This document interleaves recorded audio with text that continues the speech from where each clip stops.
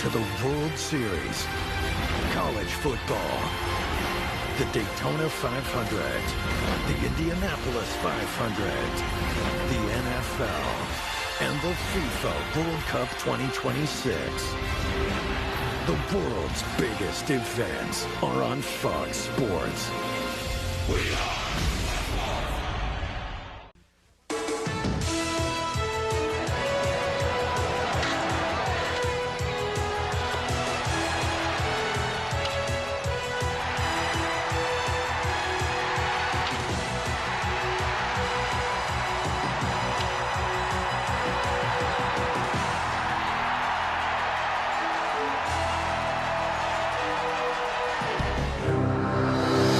last night on Fox. What a night for the 21-year-old left-hander, Madison Bumgarner. He has completely baffled the Texas Rangers. After a masterful performance in Game 4 by the youngest star in this World Series, the San Francisco Giants are on the verge of baseball immortality. This unlikely team of cast-offs defied the odds all season long. And now the Giants are one win away from bringing San Francisco the first World Series title the city has ever known. But tonight, they face one of the most prolific pitchers in recent postseason history. Can Cliff Lee prolong the Texas Rangers season for one more game? Or will the Giants' dream season end tonight with a World Series title? Game 5 is next on Fox. The Rangers' bats have been silenced this series, but this crowd is ready to rock. Can these fans help Texas send the series back west? Or will San Francisco capture its first ever World Series? It is time to find out in Game 5 between the Giants and the Rangers. And it is another beautiful night for baseball in Arlington, Texas. Temperature is 70 degrees, getting a bit gusty, but mostly clear as we're ready to play a little baseball. All right, guys, Texas Rangers CEO Chuck Greenberg said earlier today, don't worry, Rangers fans, we're going back to San Francisco for Game 6 and Game 7. EK, you agree? Well, I don't know about that. I tend to adhere to Ron Washington's words. You do or you don't, you will or you won't. I think the Giants celebrate, but it's not going to be tonight. They didn't beat Halladay twice. They won't beat Lee twice. All right, so we going back to San Francisco? He says yes. Well, I think so. I pick the Giants in 7. Oh, they're going to kill me in San Francisco. But I'm sorry, I picked the Rangers in 7. Please, please don't kill me, San Francisco fans. But we're going back to San Francisco. We're definitely going back. Yes. Okay, 100%. Just making sure. All right, well, it is time right now to check in with the guys who will call tonight's game of Game 5 of the World Series. Joe Buck, Tim McCarver, it's all yours. All right, Chris, guys, thank you very much. Well, the stage is set, isn't it, for the San Francisco Giants? They're one win away from their first World Championship since 1954, before they left for the West Coast from New York in '58. The good news for the Texas Rangers is they have Cliff Lee on the mound tonight. The bad news is he was on the mound for Game 1 when the San Francisco Giants took it to him. Lincecum beat him that night, so it's a rematch here this evening. And, Tim, as we talk about where this series stands at this point, 3-1 San Francisco, they have seized every opportunity the Giants have that they've been given. I should say they have. I think of my high school football coach, Tom Nix, who used to say before every game, play for and make the breaks, one comes your way scored. And that's exactly what the San Francisco Giants have done during this World Series. They've taken advantage of breaks. For instance, in Game 2, 5th inning, leading off the inning, Ian Kinsler's ball to center field, stays in the ballpark, and Matt Cain strands him there, still scoreless after 4.5. In last night's ball game, Edgar Renteria, running from first base, had the ball that Andres Torres hit, been out of the ballpark. Renteria has to stop at third. It hits the top of the fence, and Renteria scores. And when you think about it, Joe, Ron Washington saying the Giants deserve to be where they are because they've made every opportunity and taking advantage of every break. Yep, that's the situation to this point. It's funny the way this ball bounces in this game here tonight. The Texas Rangers are hoping for some momentum from their ace.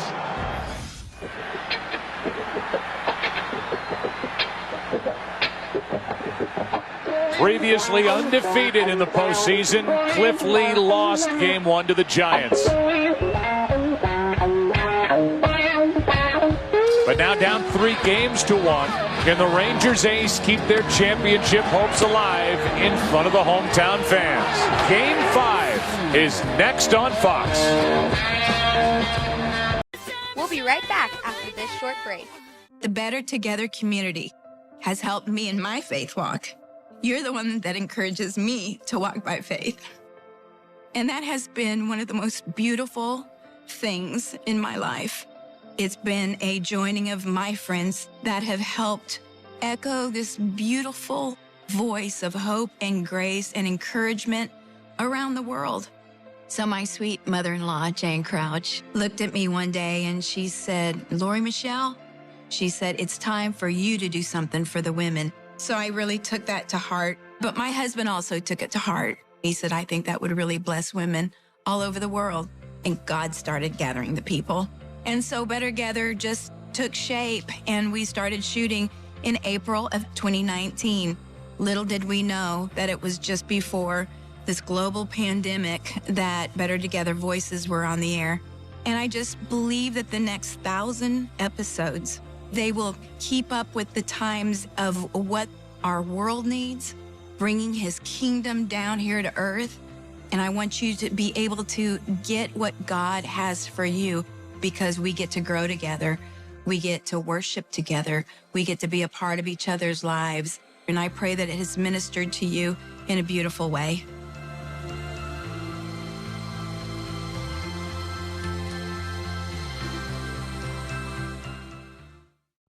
Welcome back to iShine Connect. We get ready for baseball. This crowd is ready. They are revved up, hoping that the season does not come to an end here tonight for the Texas Rangers. A little cooler here tonight, 70 degrees, but a pleasant night nonetheless. Take a look at the lineup for the Giants, brought to you by Taco Bell. Jungo. Freddie Sanchez, second base. Buster Posey, catcher. Cody Ross. My favorite player growing up was Nolan Ryan. Juan Uribe. I like Young. I like it. Ricky Henderson. My name is Aubrey Huff. My favorite team's the Texas Rangers growing up, and my favorite player was Nolan Ryan. Pat Burrell. When I was a kid, I was a huge San Francisco Giants fan. Edgar Renteria. Aaron Rowland, center field. Well, there you go, and here he is. That lineup brought to you by Taco Bell. Think outside the bun, and here is Cliff Lee, and that's what he's done this postseason. He had not lost the last 2 postseasons, Tim, until Game 1 of this World Series. In fact, he pitched games 1 and 5 last year against the Philadelphia Phillies, won both games. So forget the radar gun. He has to locate inside corner, outside corner. First pitch fastball. The Giants will see a lot of those tonight, and if Cliff Lee is on, he will break a lot of bats. Here is Andres Torres, who is just red hot. He's playing right field tonight. Hitting .429 over his last 7 postseason games. Off we go. Ball 1. Home plate umpire tonight is Jeff Kellogg. It's been a study in contrast with the strike zone in the first 2 games here in Arlington. Last night tighter with Mike Winters, and the night before with Bill Miller. Here are the numbers from Game 1 of this World Series. Strike 1 on Torres. Jeff Kellogg is joined by Gary Darling. He's at first. John Hirschbeck is the crew chief. He's at second. Sam Holbrook at third. And it's Bill Miller down the left field line, and Mike Winters is in right. Here's a 1-1. Strike 2.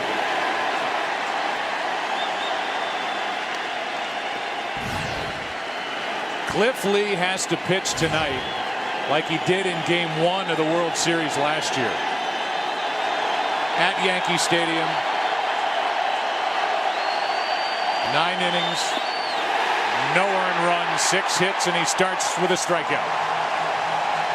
Andres Torres goes down swinging. After 3 fastballs, Molina sits away, and the curveball swing and a miss to Torres. You can see the curveball grip, the curveball spin, the curveball strikeout. So with 1 down, the batter will be Freddie Sanchez. We talked a lot about his defense here last night, and how he was all over the place in the bottom of the 4th. In the ball game, he didn't get any hits.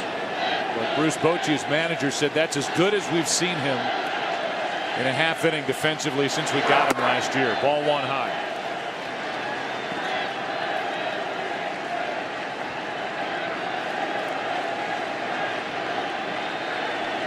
Here is a 1-0 to Sanchez. Popped up, back and out of play. You talk about that game 1 last year at Yankee Stadium. I mean, he made it look easy. Struck out 10. And it was a 6-1 victory. He made that play behind his back.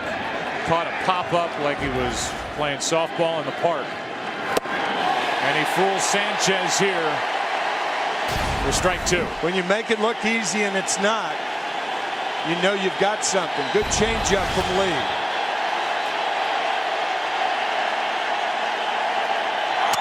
There's one shattered bat. Andrus in the hole. Good arm. 2 out. 2 batters, 1 bat. Broken. David Murphy is in left field tonight. With Hamilton in center, Nelson Cruz is in right. Around the infield, Young, Andrus Kinsler, Mitch Moreland, and the catcher is Benji Molina. And then in game 5 for Cliff Lee, 1 year ago tomorrow, in the same situation for his Philadelphia Phillies at home, Cliff Lee was good enough. 7+ innings in an 8-6 win. Here's a line drive base hit into right. Off the bat of Buster Posey, and the top of the 1st inning is alive for the Giants. It'll bring in Cody Ross. You can see the Giants' strategy. There's no waiting around, and there's no sense to wait around. Cliff Lee too tough, and he's not going to walk anybody. He's struck out 75 and walked 8 in his 9th postseason appearance. As we just showed you, this game is being presented in widescreen tonight. High definition here on Fox. 1 on, 2 out. Cody Ross pops it up. Elvis Andrus. Good start for Cliff Lee. A hit, a man left. Rangers coming to bat, facing elimination, no score. We'll be right back after this short break.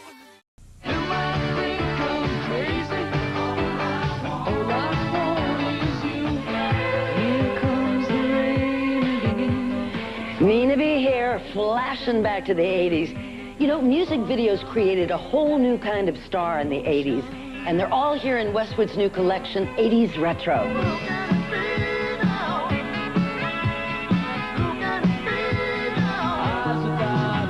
All your favorites are here, like Billy Idol, Eurythmics, Culture Club, Devo, the B-52s, and many more. Our house in the middle of our street. Our house. Why don't they do what they say? Say what they mean. One thing leads to another. I want a new drug. One won't spill. These were the songs I loved to play as a DJ. And you know what? They still sound great today. 80s Retro is unlike any 80s collection you've ever seen before. And the only way you can get it is by calling this number.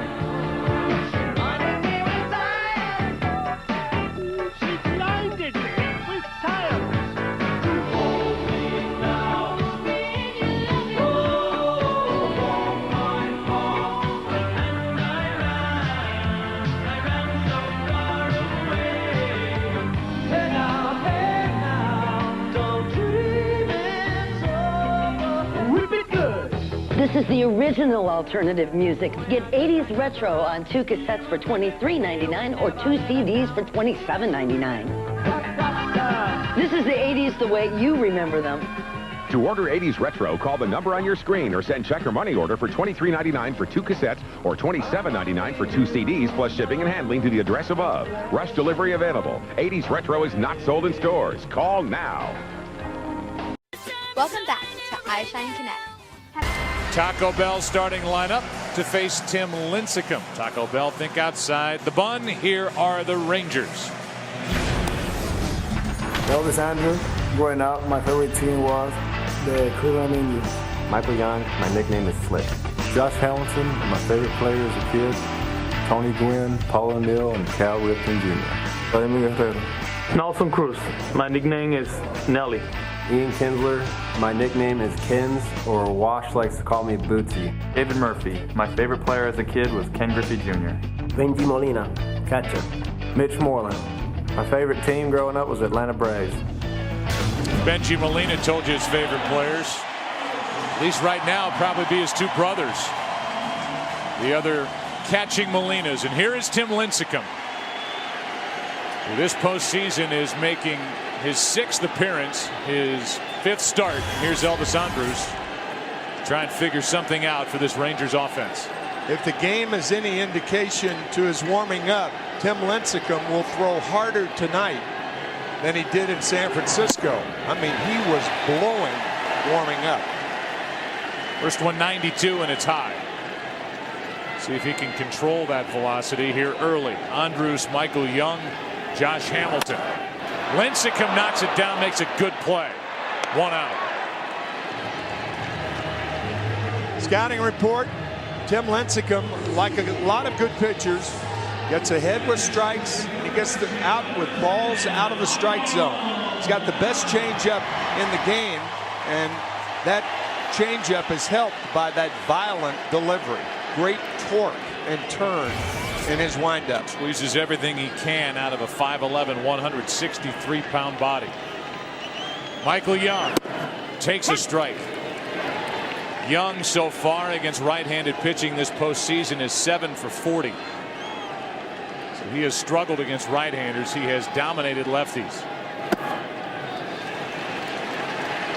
1 ball, 1 strike. This is a Texas Rangers team that led baseball with a .276 team average, hitting just .211 during the World Series. Ball 2.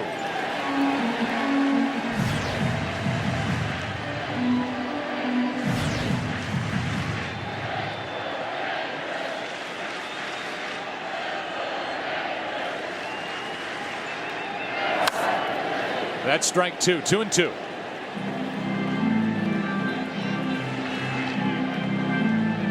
Saw the numbers from game 1. He went 5 2/3, 4 runs on 8 hits.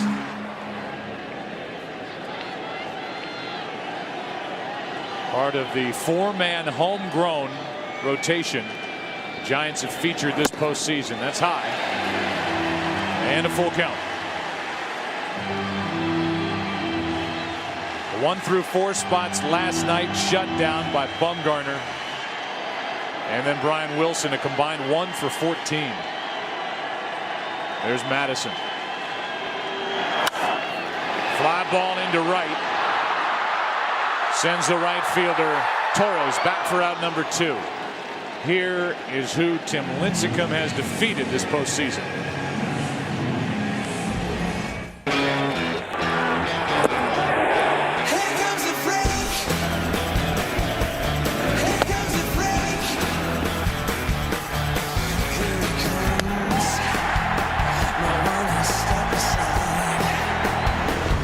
New song made for Tim Lincecum, called "Here Comes the Freak" by the San Francisco-based band The Freaky Freaks. For more information and to download the song, go to HereComesTheFreak.com. Here's Josh Hamilton. Took a ball, now another. 2-0. The group is called The Freaky Freaks. That's right.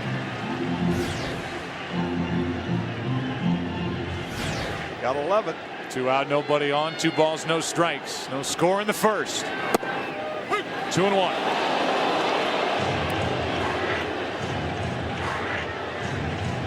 Tim Lincecum, it hasn't all been perfect this year. Really struggled during the month of August when he was 0-5 and an ERA over 7.5. Good pitch in on the hands of Hamilton. 2 balls, 2 strikes. But since then, Lincecum has gone 8-2.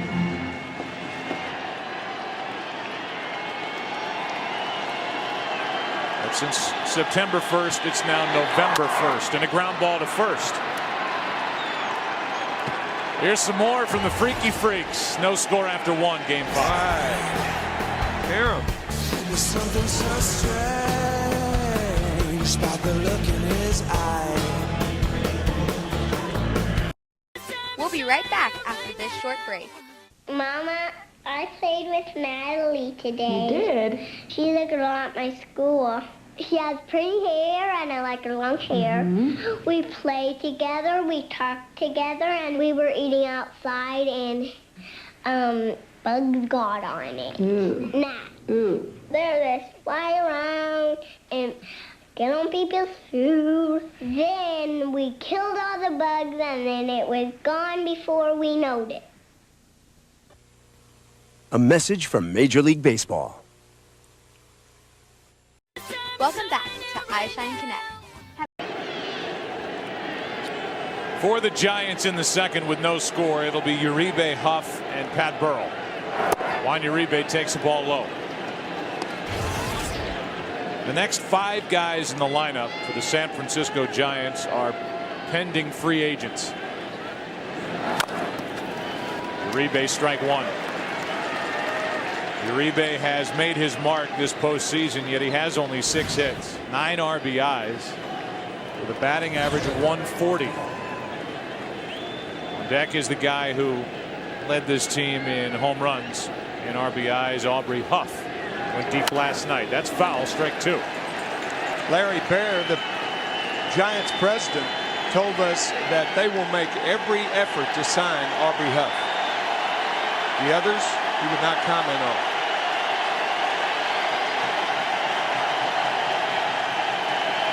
Here's a 1-2. Just got a piece. Uribe had 24 home runs during the regular season. He has 2 this postseason, 1 this World Series. A big one in Game 6 of the NLCS in the clincher. Game-winning RBI.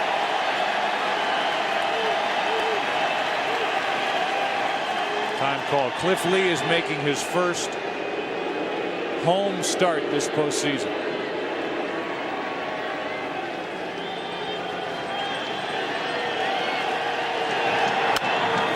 Uribe flips it foul. That's right. Cliff started against Tampa Bay, games 1 and 5 in Tampa Bay, won both those games. Started against the Yankees in game 3.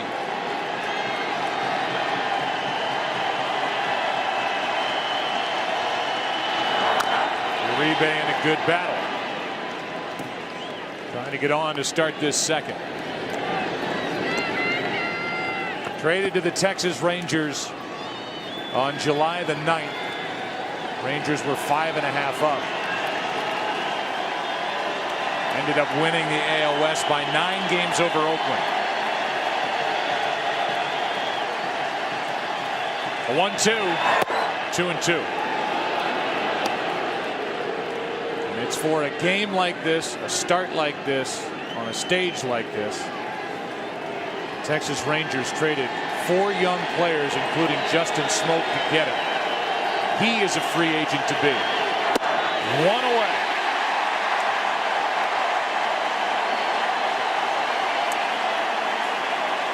Strikeout number 2. Chevrolet. 1 down after the second strikeout of the night for Cliff Lee. The batter will be Aubrey Huff, who had the biggest swing of the bat here last night. Strike 1. That is the first called strike Cliff Lee has received here in the opening 2 innings.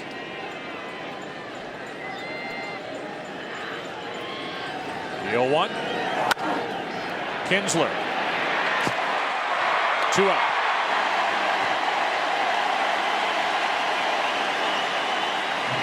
And the batter will be Pat Burrell. So Tim, here's Pat Burrell. He's 0 for 9 in this World Series with 8 strikeouts. In the postseason, he has 38 at-bats. He struck out in exactly half of them. 19, and now you're facing a guy in Cliff Lee who has 5 postseason games pitched with 10 or more strikeouts. Hope you get a low fastball, something down and in. That's his power slide. It's out of the strike zone, ball 1. 5 postseason games pitched with 10 or more strikeouts. Ties for the most all time for Cliff Lee. Tying the mark put out there by Bob Gibson. And Randy Johnson after him. 1-0. 2-0.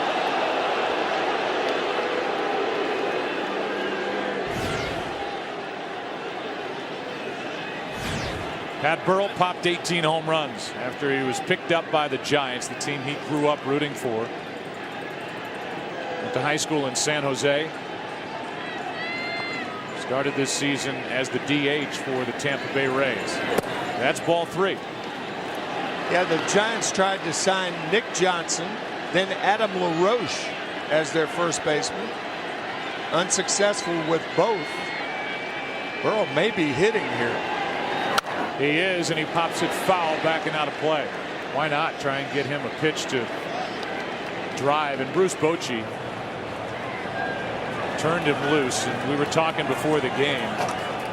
Bruce Bochy is kind of the secret MVP, not just of this series, but maybe the postseason for the Giants. MGM. Here's a 3-1. Line drive into left, sends Murphy back. Inning over. How about a little flavor of Texas as we go to break? Line dancing at Billy Bob's. If you look real close, you will see Tim McCarver. No score. We'll be right back after this short break.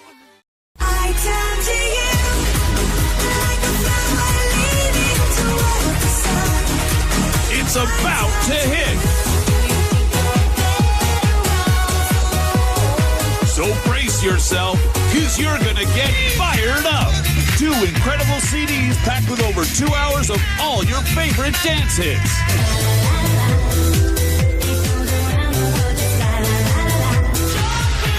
This 2 CD collection is only available through this special TV offer.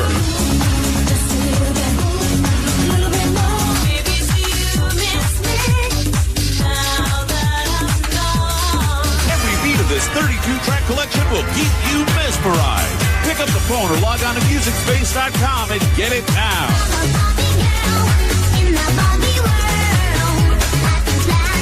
Fired Up has it all.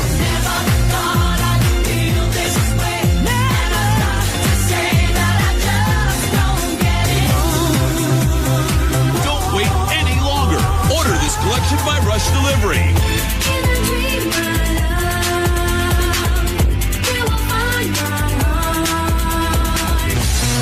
First time ever, these Dance Club mega hits are all together on one non-stop party collection. Order Fired Up online at MusicSpace.com.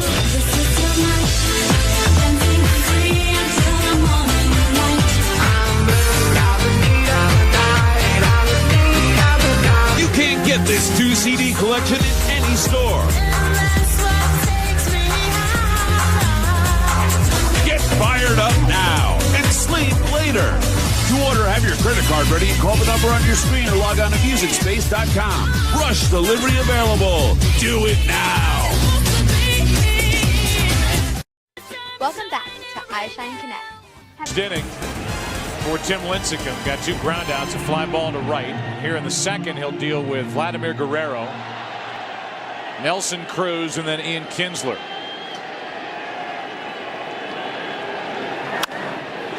Jams Guerrero, who flips it into right for Torres. 1 out. 1 pitch, 1 out, and down to Ken Rosenthal, who has a report on a couple of special fans for the Rangers. Yes, Joe, 2 nuns actually. Sister Maggie Hessian and Sister Frances Evans. They have been season ticket holders for the Rangers ever since 1972, when the franchise arrived in Texas. They get special treatment here, their own parking space number 1. A little bit of an escort into the game. I talked with Sister Frances before the game. and I said, hey, good luck tonight. Keep the faith. She looked me straight in the eye and said, pray. Thank you, Ken.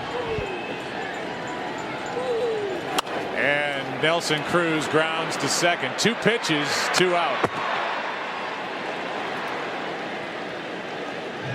That drum not quite as loud as the one in Cleveland. No. And so now with 2 out, nobody on, seeing a Texas Rangers club that obviously their scouting report and their approach tonight is to go up there swinging like we've seen the San Francisco Giants do with Cliff Lee on the mound. 2 pitches, 2 outs, and here's Kinsler, who's 3 for 14, does not have an RBI in this World Series. He had 9 RBIs through the first 2 rounds of the playoffs. 342 in the division series and LCS combined. As he takes a strike, hitting only .214 in the World Series. That was a free pitch from Lincecum. That's a little high. 1 ball, 1 strike.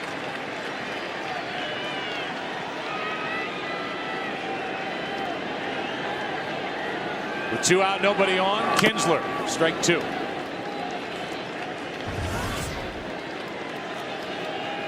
And this crowd has to be wondering what's happened to the Rangers offense. A big piece of it is how good the San Francisco pitching has been. Rangers shut out twice in 4 games. The 1-2. Little jam shot to third. Uribe has to hurry. Good play. And the inning is over. Perfect through 2 is Lincecum. Lee back to work. No score. We'll be right back after this short break. Eyeshine FYI.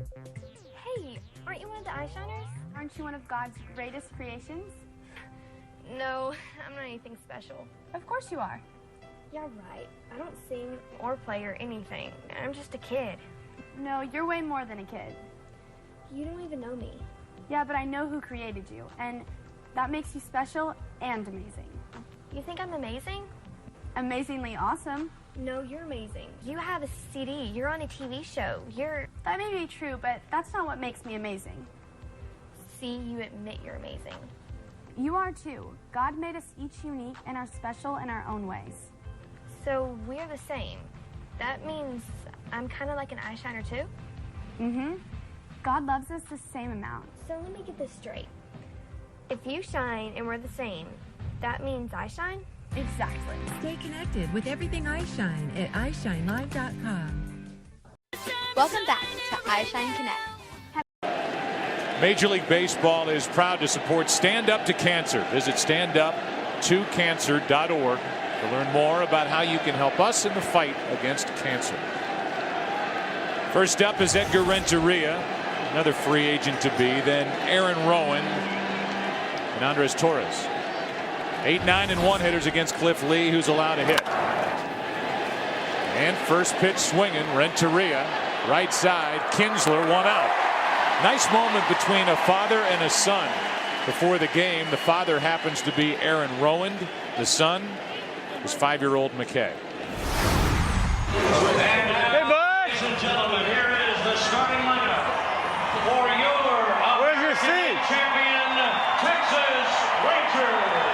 I love you.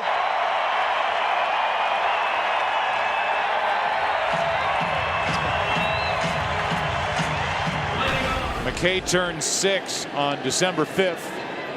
And Aaron Rowan jumps into the starting lineup for the first time tonight during the World Series.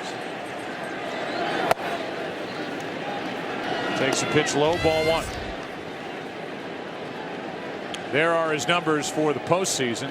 He is 1 for 1 with a couple of RBIs, at a 2-run triple in game 2. His only other at bat. Good pitch in on the hands from Cliff Lee. 1 ball, 1 strike. That's that cut fastball that Lee just wears right-handed hitters out with. Both these pitchers do it in different styles. Lincecum with the fastball, slider, and changeup. Cliff Lee primarily with the cutter, curveball. Aaron Rowan lines one into left. Murphy coming to get it. 2 down.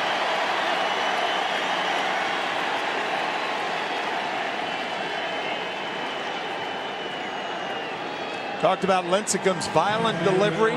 Cliff Lee, just the opposite. Very compact, very controlled.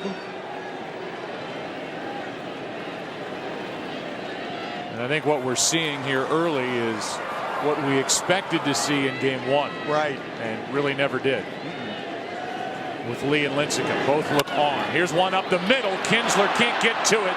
And Torres has his first hit of the night. A 2-out hit for Andres Torres. Again, first ball hitting.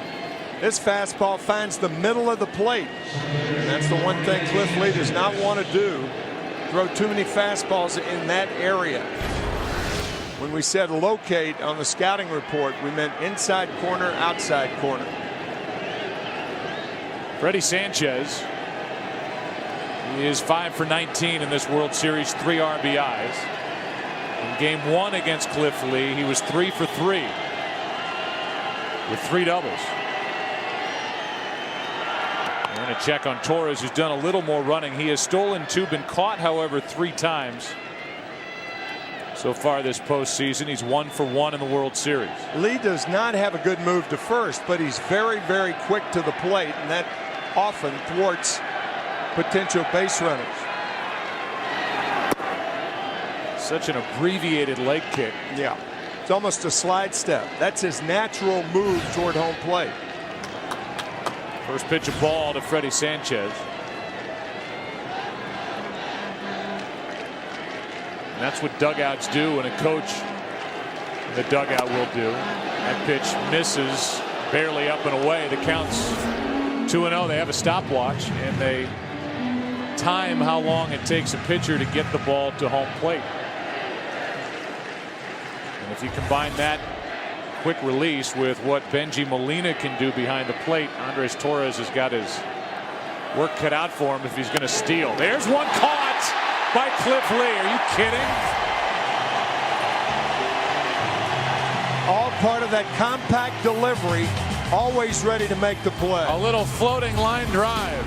A catch and a flip into the seats. He can make it look easy. No score. We'll be right back after this short break. Have you or a loved one been in a piano-related accident?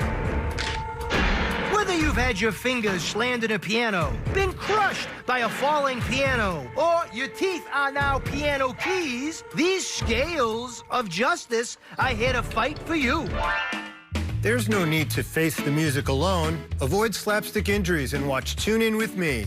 With me, Toonie the Tuna. And me, Bill, weekday mornings at 7, 6 Central on MeTV. Welcome back to iShine Connect. Game 5 moves into the 3rd inning. No score and no base runners to this point for Texas.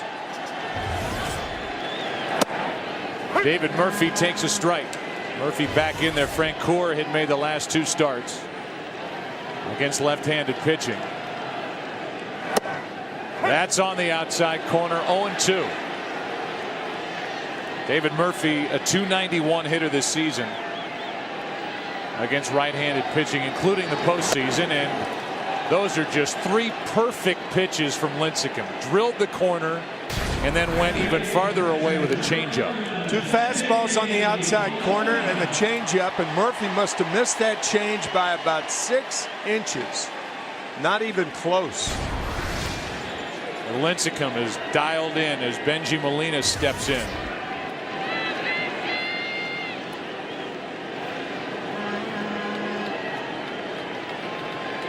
Benji 2 for 8 in this World Series. Strike 1.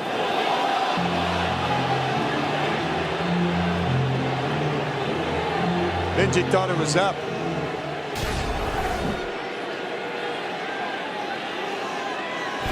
Benji might have been right. Our Fox Tracks for the World Series brought to you by Microsoft.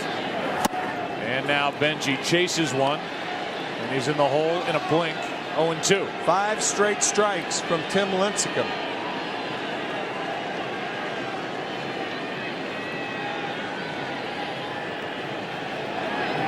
And now he makes Molina chase one even farther away. 2 out. First 2 strikeouts of the night for Tim Lincecum. Nobody, perhaps on either side, knows Tim Lincecum any better than Benji Molina. Benji Molina was his catcher when Lincecum won 2 Cy Young Awards in 2008 and 2009. Here's Mitch Moreland, the number 9 man, who's hitting 12 of his last 13 postseason games as he stands in. Overall hitting .341 this postseason. Strike 1. We have a chance to go into the clubhouses before the ball game, and being in the Giants clubhouse, the atmosphere was relaxed. Why not? They're up 3-1, but as time is called and Lincecum throws the pitch anyway. Lincecum was about as loose a guy as you will ever see. I mean, as loose as he would be during the regular season or even a start during spring training. Singing and dancing to a Spanish rap song with Pablo Sandoval. The 0-1 is up and away, 1 ball, 1 strike. He's just having fun. Oh, yeah.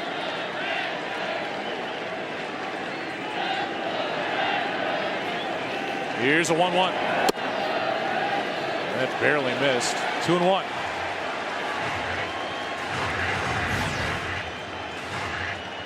Rangers looking for their first base runner of the night.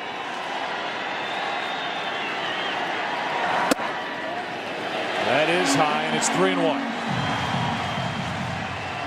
You can see Lincecum shaking his head. He wanted that last pitch. You don't want to come inside to Moreland right here. And it's a walk with 2 out.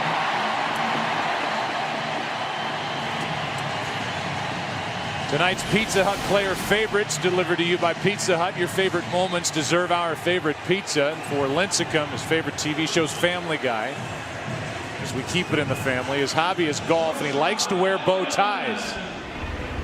And here he is today walking into the stadium before this Game 5 start. And who knew that Ken Rosenthal was a trendsetter?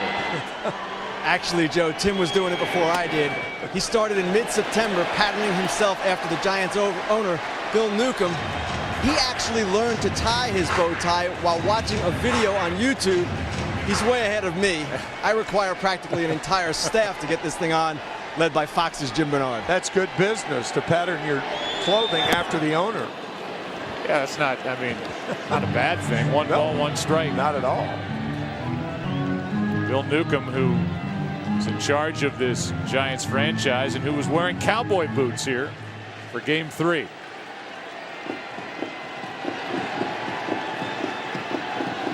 Changing it up a little bit. 1 ball, 1 strike, 1 on, 2 out. Andrews, that's into his own dugout. Little flag waving, I'm sure, over the dugout of the Rangers. David Murphy probably saying to himself, I should have kept my plastic helmet on. The count, 1 ball, 2 strikes, 1 on, 2 out. And a strikeout. He struck out the side, got around the walk. Who's coming up? Buster Posey. He'll lead it off. Catch the new comedy from Warner Brothers Pictures, due date in theaters everywhere this Friday. 4th inning, Game 5, no score. We'll be right back after this short break.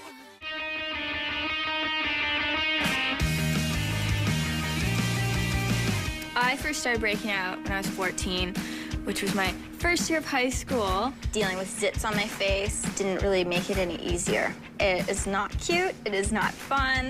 It made me feel really insecure. I had to make it a priority to find a product that would work to keep my skin under control, and that is Proactive. I feel like Proactive is the only product that works. I literally tried everything. I mean, it was so quick, the results. My face just stays clear. Avril Lavigne doesn't let acne push her around. Neither should you. Check out the new Proactive. Faster and gentler than ever before. Your acne heals and your skin stays consistently clear. I had an issue with my skin, and then finally, I tried Proactive and it worked. I just feel relieved to not have a bunch of zits on my face. Makes me feel great. New Proactive is different thanks to advanced microcrystal medicine designed to penetrate pores fast and deliver instant acne-fighting action. I just want my skin to look normal, make my skin look normal. And using Proactive made it look normal. Just kind of knocks it out, you know? With Proactive, it's like everything is just really smooth, really clean. It just looks good. New Proactive sells for $40, but order now and pay only $19.95. Plus, get these skin-soothing extras, a travel-size green tea moisturizer, and our best-selling refining mask, both free.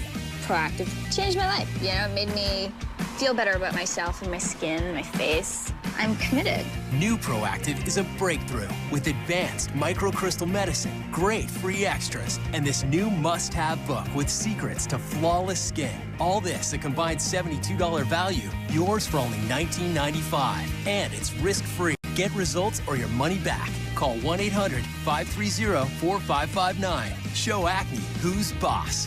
Be proactive. Welcome back to iShine Connect.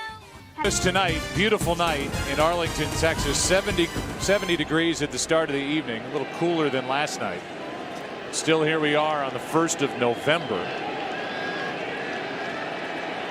And have had relatively few weather issues to this point this postseason, as a strike hits the outside corner to Buster Posey, who has one of the 2 San Francisco hits.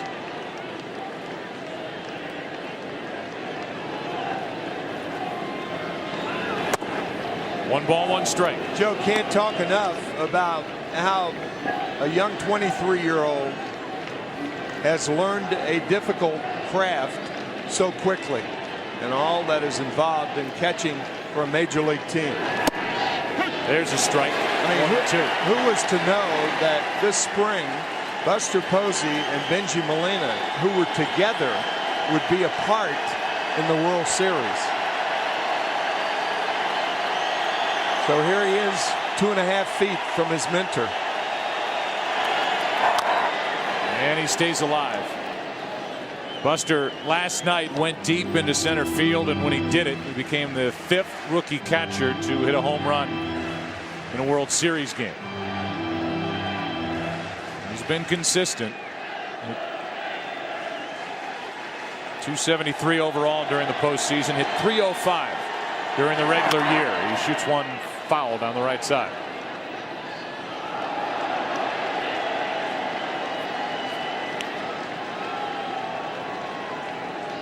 Buster spending the first 2 months of the season with Fresno, the AAA affiliate of the Giants. Steve Decker, a former major league catcher, was his manager. He deserves a raise.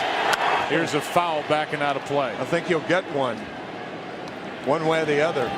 Giants in the World Series for the first time. I'm talking about Decker. I am too. Okay. I think he'll get one way or the other. Buster Posey, he will make some money if he stays healthy. Oh, yeah. A 1-2. 2-2.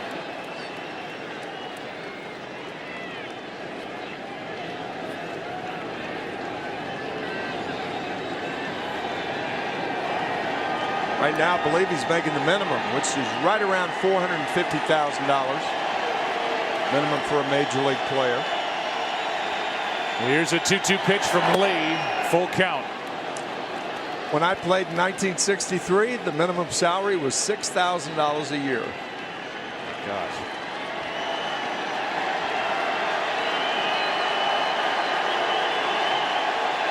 And now a 3-2. Foul ball. A couple of hitters in the Giants lineup tonight have put up a good battle. This will be the 10th pitch of the at-bat with Posey at the plate. Uribe had a long at bat leading off the second. He eventually struck out. Giants have yet to put their leadoff man on in any inning. Here is a 3-2. Line drive into the right field corner. That ball is foul. Just foul. Leaves our line of sight.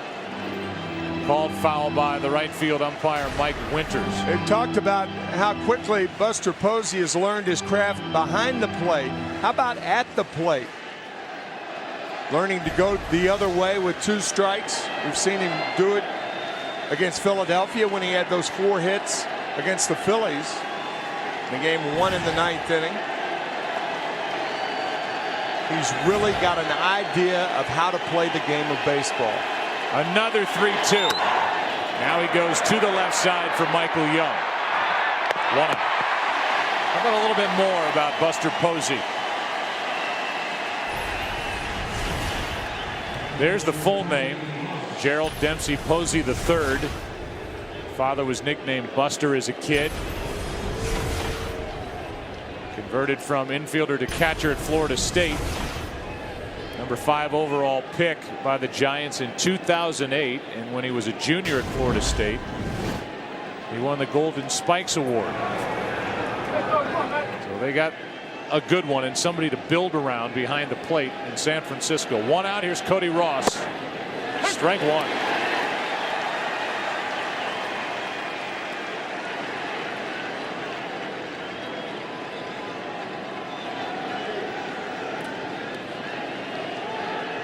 Golden Spikes Award to the top collegiate player as the pitch hits the inside corner.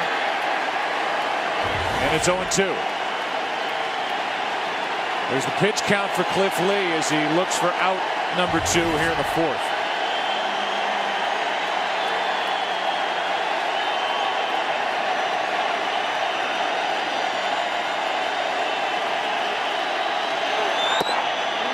Too far inside. Ball 1. Talk about moving up the ladder. Cody Ross started out the postseason batting 8th. So successful, moved to the 6th spot. So successful, moved to 5. And tonight, Bruce Bochy is putting 4th.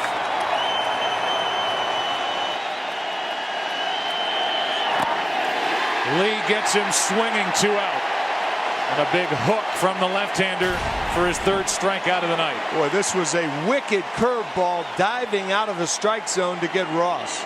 Good play by Molina to complete the play.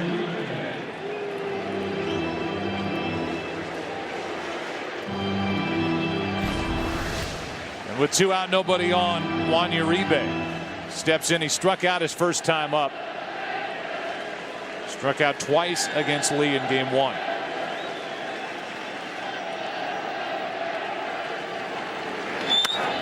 Strike 1. Get the feeling with these 2 guys as on as they are that an unusual play, unusual base running play, an error by an infielder, something odd to where either team would score a run is about the only way they're going to get on the board. I mean, these guys are sharp tonight. 1 ball, 1 strike. That and then the margin for error gets so small that if you make 1 mistake pitch, somebody can jump on it. Before you know it, they hang a loss on you. Josh Hamilton, a perfect inning. 2nd of the night for Lee. Bottom of the 4th in Arlington, no score in game 5. We'll be right back after this short break.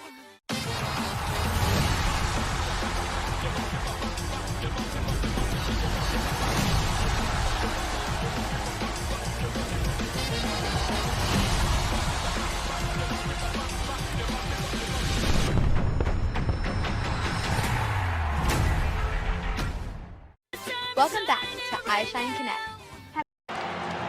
Tonight's aerial coverage brought to you by DirecTV. Get movies a month before Netflix with DirecTV. Call 1-800-DirecTV. Well, Tim Lincecum is continuing quite a trend for the San Francisco Giants and what they've done on the mound. It was a staff that led the big leagues, all of the major leagues in ERA, strikeouts, and opponents' average against. They rolled through the month of September, and they have been just about as good here in the postseason when the lights are the brightest. Michael Young, 1 ball, 1 strike, and now 2-1.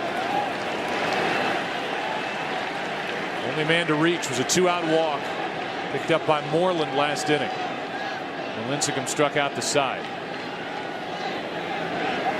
3-1.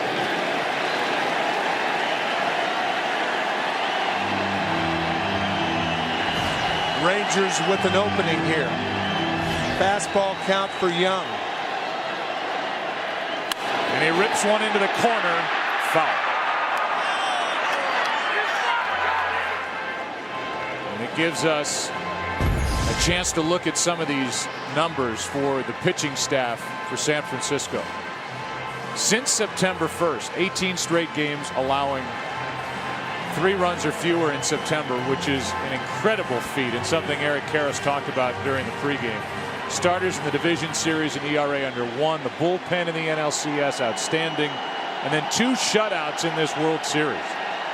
And a 2.83 ERA. There's one up the middle. First hit of the night for Texas. Belongs to Michael Young.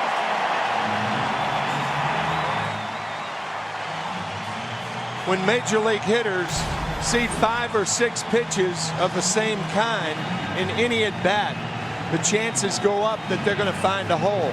That's the 6th straight fastball in that sequence that Young saw, and he ends up getting a base hit. And it brings in the big thumper in this lineup, Josh Hamilton, MVP of the ALCS. While the Yankees didn't have any answers for Hamilton or Elvis Andrus or Nelson Cruz, the Giants for the most part have. Hamilton 2 for 17 in this World Series.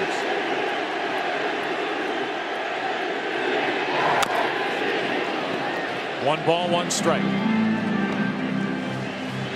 You can certainly say the Rangers aren't hitting since game 1, when as a group they hit .306. Scored 7 runs since game 1 as a group, hitting .165, and they've scored 4 runs in 3 games. Good pitch on the hands of Hamilton. He's frustrated. Strike 2. I know this sounds simplistic, but the Rangers are not hitting because the Giants are pitching.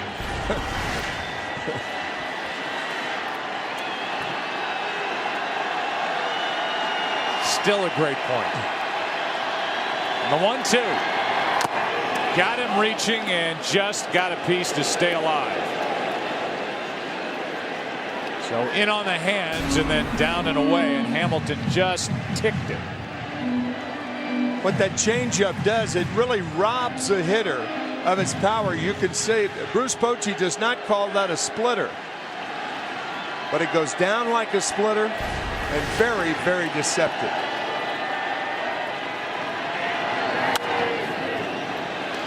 I mean, this is a clinic how to pitch a power hitter. He's come inside, but he's come far enough in where Hamilton's jamming himself, and he almost struck him out on that splitter or changeup down and away. Way behind the fastball, way out in front of the changeup.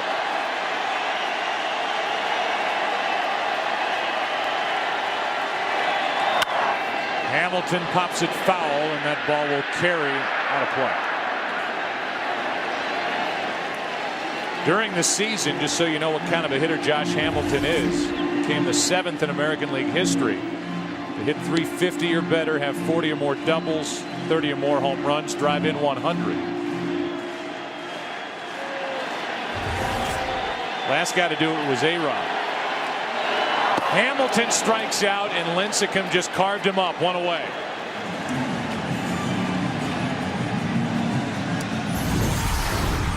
Hamilton in the pendulum.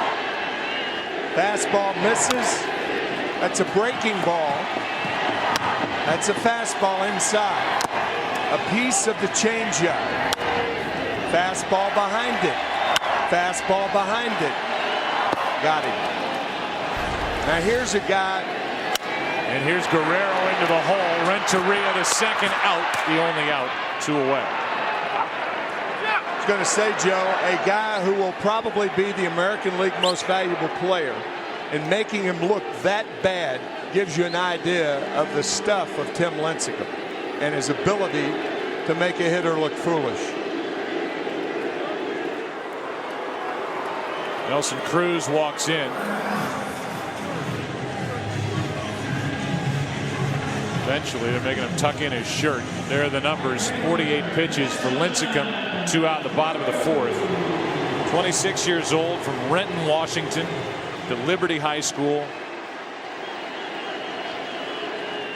10th overall pick in 2006, and he won back-to-back Cy Young Awards starting just 2 years later. Ball 1 to Nelson Cruz. Cruz has popped 5 home runs this postseason, none during the World Series.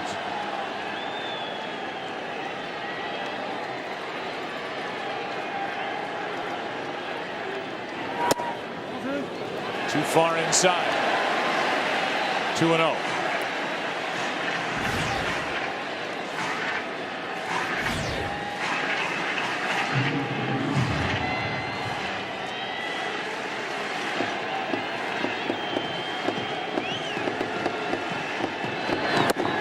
On the outside corner, 2-1.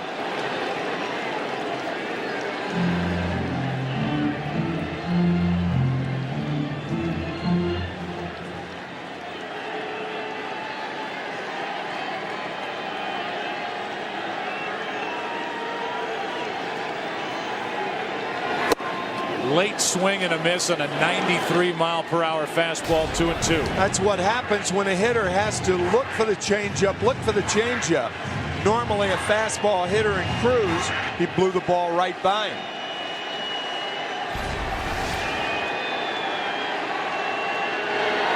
So good. 5 strikeouts, all in the last 2 innings for Lincecum. He is rolling. So's Lee. He rolls back to the hill. No score into the 5th. We'll be right back after this short break. This November, it is quite the feeling here. It is electric. The Padres home field gets a whole new lineup. When WWE, an absolutely incredible scene. It's Petco Park. A slugfest for the ages. Oh my goodness! The epic performance that no one will ever forget. WWE Survivor Series San Diego. Tickets on sale now.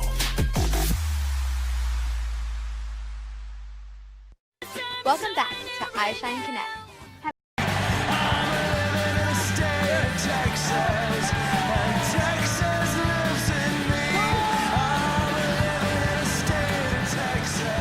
Well, those in the state of Texas, those who root for the Rangers, are hoping that the home club can send this World Series back to San Francisco for Game 6 on Wednesday. Here's Aubrey Huff, strike 1. Imagine how the Giants felt today when they woke up. 1 win away from the first championship for this Giants organization since 1954. Bruce Bochy, who took his Padres to the World Series in '98. It was a quick 4-and-out sweep by the New York Yankees. Has his club on the brink. Here is an 0-2 from Cliff Lee. High chopper, tough play. Kinsler, bare hand, dropped by Moreland. And Huff is on to start the 5th. Kinsler did all he could, and Moreland didn't catch it. What a play by Kinsler. And when you're barehanded like this, you can't gauge the speed of the throw. And he's awfully close to make that hard a throw. He had to get Huff. And Moreland dropped it. It's an error on Mitch Moreland, the first baseman. You know, it's almost like Troy Aikman throwing a 5-yard pass and throwing it too hard. Troy Aikman, who was at the ballpark tonight watching the Rangers, and the guy who is a minority owner in the San Diego Padres organization. 3-time Super Bowl champ Cliff Lee gets it by the bat of Burrell, who unloaded on a high fastball. It's 0-2. Pat can't hit that pitch up there. You get that same pitch down, he can hammer it. Lined out to left his first time up. 0 for 10 in this World Series, and he went after another high one. Still 0-2. Last scoreless game into the 5th inning, the World Series 2005 Game 4. Ozzie Guillen's White Sox, who would finish off a sweep with the Astros that night. Brandon Backey and Freddie Garcia were the pitchers in that game.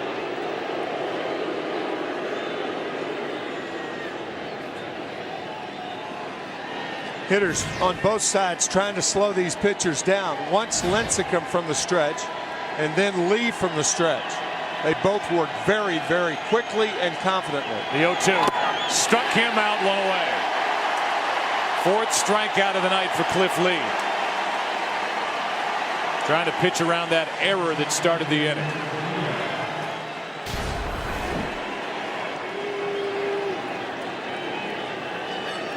Again, Lee with the fastball high. That'll bring in Renteria, the number 8 hitter who popped up in his first at bat. Had a 3-hit game last night and had gone 13 years between World Series 3-hit games. He had one in Game 7 in '97. Strike 1. He got the game-winning hit of Charlie Nagy. Gave the Marlins the championship when he was a kid. 21 years old, now he's 34 and without a contract next year.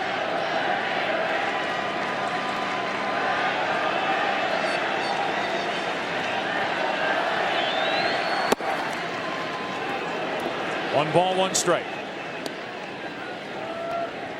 Number 9 hitter is Aaron Rowan. He's on deck. Chopper off the bat of Huff. An error on Moreland, the first baseman. Couldn't handle the throw from Kinsler. Strikeout of Burrell. And now a 1-1 count on Renteria. Foul, strike 2. If you're at first base with 1 out, what you endeavor to do is to try to get to third base, take a chance. Even if you're Aubrey Huff, he does not have good speed. The problem against the Rangers outfielders is they can all throw and throw well. You don't see that often in the major leagues. But if you're going to take a chance with 1 out, that's the time to do it and try to get to third base. A little flip to first from Cliff Lee.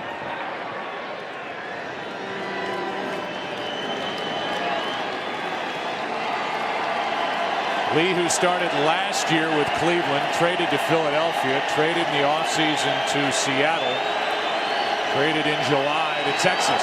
This is way high. 2-2.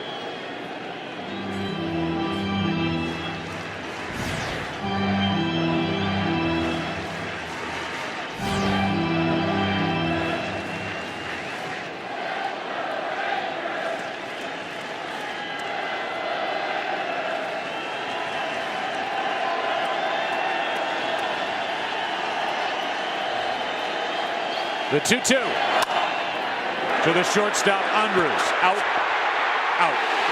Cliff Lee erases the error. Halfway through game number 5, no score. We'll be right back after this short break. The series that brought women to the front line Ivy Jones, straight right now. and dared to show the other side of war.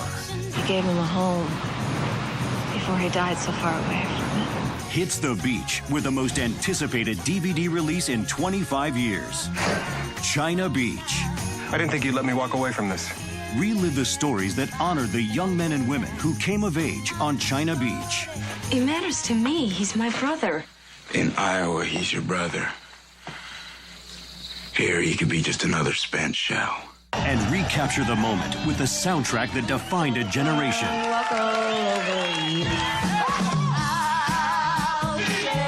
Call now to get China Beach, the complete first season.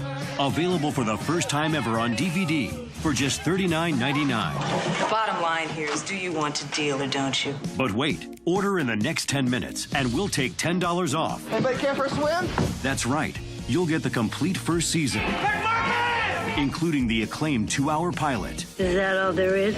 Plus, over 2 hours of exclusive bonus features for just $29.99. We shot 24-hour days. We'd get thrown in the water. We were in the freezing cold. It was just exciting then. And that's not all. War addict. Hooked on adrenaline. Can't be cured. Careful. It's contagious. Order now, and we'll ship your complete first season for free. That's a savings of almost $7. I know what they want and I give it to them. So call now to own China Beach the complete first season. Just $29.99 and free shipping and handling. And have a wonderful, wonderful, wonderful war. Welcome back to the beach. Order now. Call 1-800-729-8341 to order China Beach Season 1 for $29.99 with free shipping. Call now. Order online at timelife.com/China Beach. Welcome back to iShine Connect. It has been 16 straight scoreless innings put up against the Texas Rangers, and we look now at Civic Center Plaza in downtown San Francisco. Scoreless innings. And it's a little disconcerting to hear yourself on a delay. Texas Rangers. But they are there watching and rooting. Strike one to Ian Kinsler. Those 16 consecutive scoreless innings, by the way, the most in the year of the Rangers. Off the end of the bat. Sanchez has to go a long way, and a good play by Freddie Sanchez, 1 out. The Rangers had 2 streaks of 15 straight scoreless innings during the regular season. So this 16 and the third consecutive scoreless innings, the longest for the Rangers all year. Unbelievable. And now David Murphy, who is 1 for 5 in this World Series and just 5 for 25 in the postseason after really hitting well in the second half of the year. Texas when they ran away with the AL West.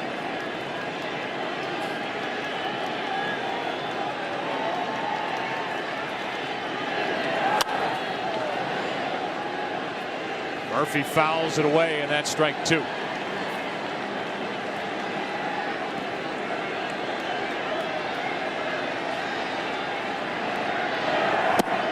Another strikeout for Lincecum, and these Texas hitters are completely off balance and have been fooled from the start. That changeup is devastating. Our AT&T trivia question: name the last American League team to come back from a 3-1 World Series deficit and then win the last 2 games on the road. That's the situation for Texas, as Benji Molina swings and misses.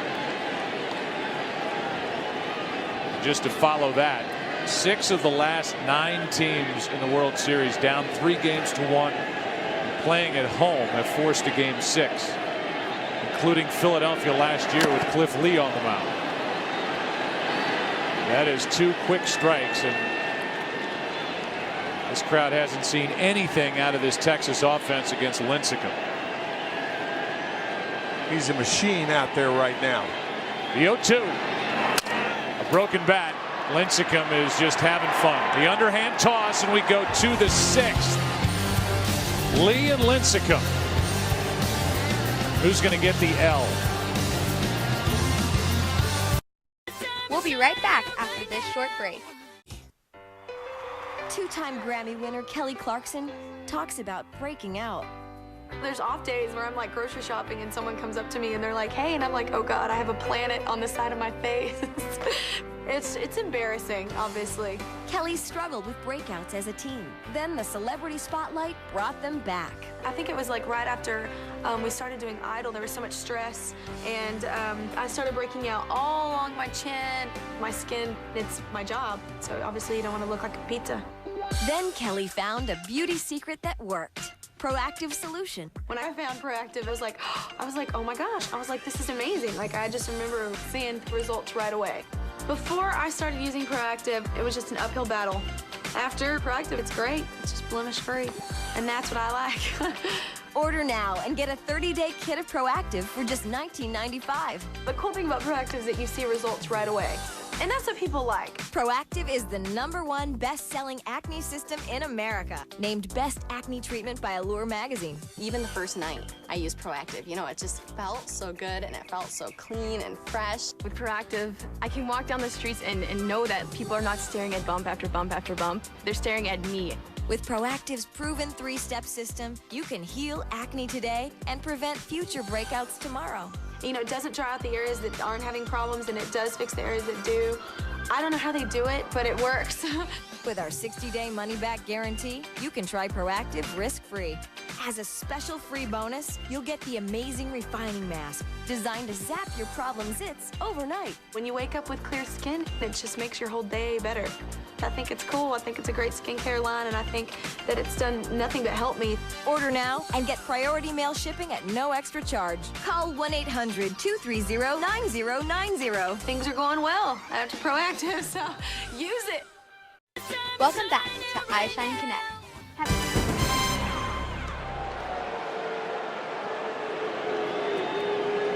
We all came in talking about the great pitching matchup in Game 1. Two starters tonight. Lee and Lincecum have combined to throw 10 innings, 3 hits total. Giants have 2 of those 3. It is a different story here tonight than when this series began in San Francisco. Strike 1 on Aaron Rowan as he starts the 6th. Torres has a hit tonight. He's on deck, then Freddie Sanchez.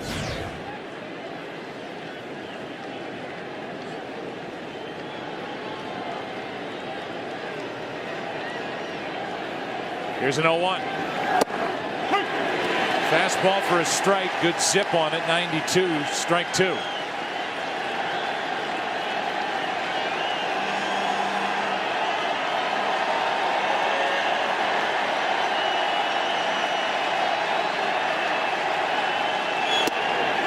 Got him looking. Strikeout number 5. Geico in-game box score for San Francisco. A hit for Torres. He's coming up right now. A hit for Posey in the first. That's it. 5 strikeouts. And Cliff Lee pitched around an error that started the 5th.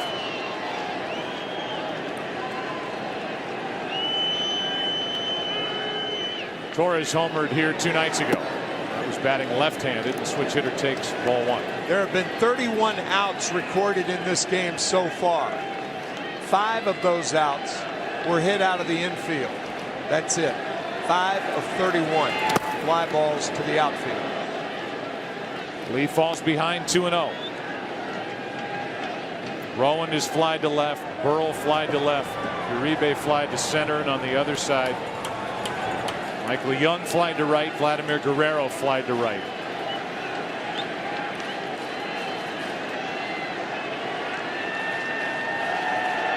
Two pitchers now have combined for 11 strikeouts. Lincecum has 6 of them. That is ball 3, 3-0.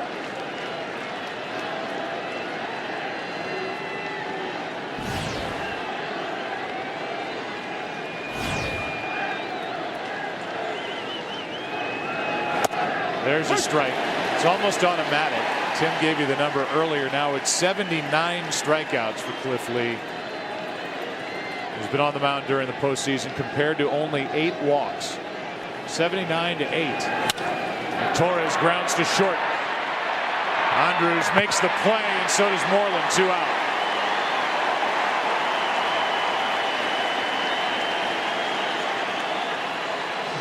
Elvis Andrews, who committed 16 errors during the regular season, has 3 this postseason. Gave a little salute over to Mitch Moreland, who dug it out of the dirt for out number 2. Here's Freddie Sanchez, 0 for 2. In the bottom of this inning, the Rangers will have the top of their lineup.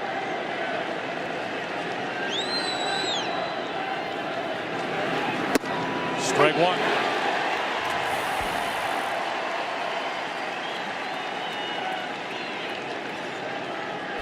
Sanchez hit that soft liner that Cliff Lee caught over his head. He went in the top of the 3rd his last time up. There's strike 2 and a rare curveball from Cliff Lee. When he's thrown it, it's been good tonight. 0-2.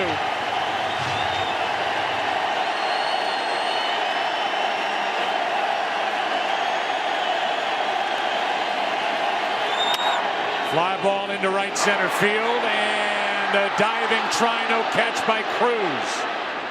Sanchez will hold it first. Cruz got there and missed it. Diving for it, and that ball well above the ground. I think he looked down when he dived, it appeared to me. We'll take one more look at it. Diving, he looked down. Watch the look down, and he missed it. Tell you, he is lucky that ball caught his right arm. If that got past him, it's at least two. At least two. Right. And now Buster Posey, who homered last night, has one of 3 hits tonight for San Francisco. That's a base hit for Freddie Sanchez. And a fly ball into right, well hit. Back at the track, at the wall, a catch by Nelson Cruz. And a smile shared with Josh Hamilton. He missed one, but not the next one. The hit by Sanchez, and this one into the heel of the glove, and he hung on. Buster almost got another. No score after 5.5. We'll be right back after this short break. Hi, it's Fitz with Slap Chop. You're going to be in a great mood all day because you're going to be slapping your troubles away with the Slap Chop. Now look, here's a potato.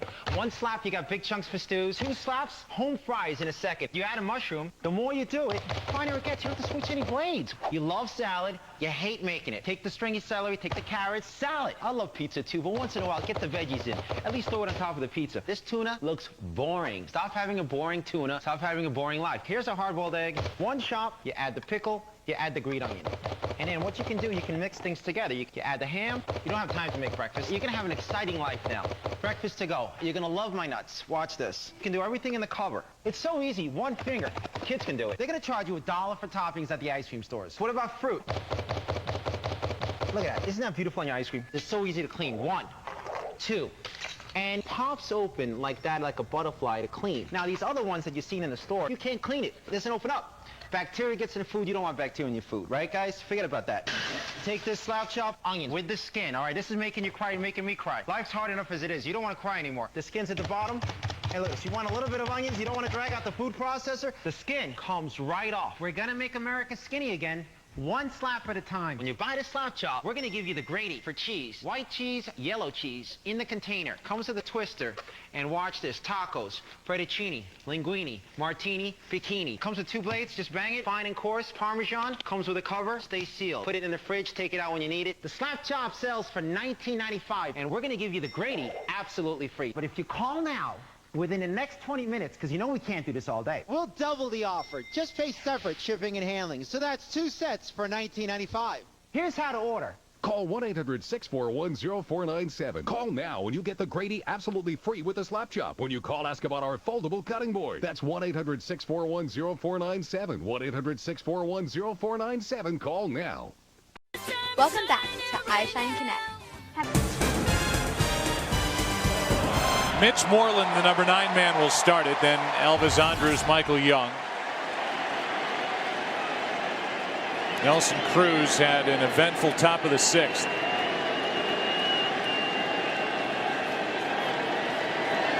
Watching Moreland, who takes high ball 1. Mitch walked his first time up. 17 straight scoreless innings put up by the San Francisco pitching staff. You have to go back to the 5th inning, game 3, the Josh Hamilton home run. The last time the Rangers pushed one across.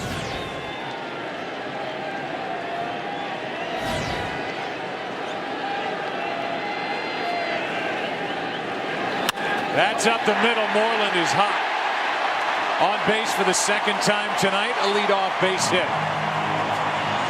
We go back to the top of this 6th inning, and first the ball into right that Nelson Cruz came on and missed with a dive. And then the catch and the ball smoked by Buster Posey right into the heel of his glove in the deepest part of right center field. Posey thought he had it. I think you may see the straight sacrifice right here. 1 run might seem like 5 tonight. Hit and run. And Andrews flies to center. Back to first is Moreland, 1 out. So Ron Washington, Tim, tried to play it aggressively instead of the bunt. He let Elvis Andrews swing away, and with a runner going, he flied to center. Well, the reason I don't agree with that in that particular situation is Lincecum throws a lot of high fastballs. High fastballs are very difficult to hit on the ground. That's why Lincecum is tough to hit and run against. What did Andrus get? A high fastball, fly to center. Now the number 2 hitter is Michael Young, who has a hit, 1 for 2. He shoots one into right center field, coming to get it, Rowan. 2 quick outs after the leadoff hit by Moreland. Geico in-game box score for Texas. 2 hits. Single by Moreland. Michael Young singled back in the 4th. There's been 1 walk, and Lincecum has struck out 6. Added to the futility of the Texas Rangers offense, they led the major leagues going from first to third this year 122 times.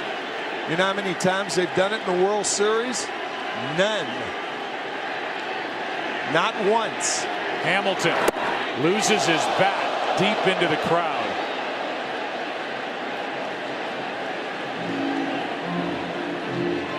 And when you look at the big bats, the 3, 4, and 5 men for the Rangers in their lineup, it has been that, a power outage. Hamilton 2 for 18. He's at the plate now. Guy behind him is Guerrero, 1 hit, struck out 4 times. Same for Nelson Cruz, who's 3 for 18. Combined 125 average. Broken bat, ground ball, hit to the second baseman Sanchez. That sends us into the 7th. Cody Ross is coming up. He'll lead it off in the 7th. Catch the new comedy from Warner Brothers Pictures, Due Date, in theaters everywhere this Friday. Just settling in, and we're into the 7th. We'll be right back after this short break.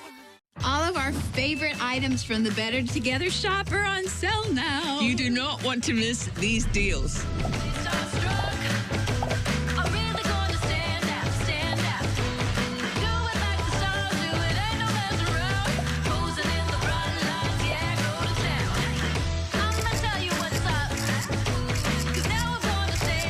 Visit bettertogether.tv/shop today. Welcome back to iShine Connect. Tonight's aerial coverage brought to you by DirecTV. For the most sports period, call 1-800-DIRECTV. Cliff Lee back to the hill. 4, 5, and 6 hitters for the Giants. No score. Popped up, back, and out of play. Cody Ross has hit 8 home runs in his last 11 road games. He homered here 2 nights ago. His 5th of this postseason. As Tim mentioned, his last time up, he has crept higher and higher up the lineup for Bruce Bochy. A guy who got a bunch of hits at the end of September. Found his way onto the postseason roster. He's the MVP of the National League Championship Series. 10 of his 14 hits in the postseason were extra bases with 5 home runs, all solo shots. Here's an 0-1. And on the hands, strike 2.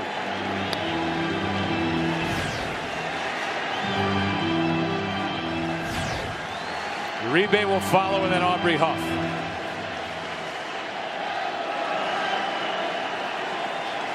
.77 pitches on the night for Cliff Lee.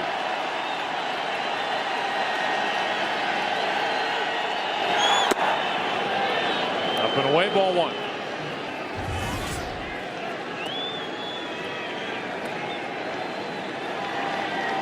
Ross tonight has struck out, popped up.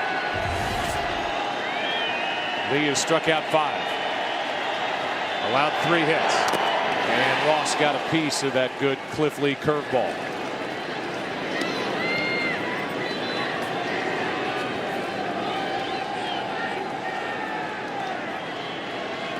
Comparison of the 2 starters, the lefty, the righty.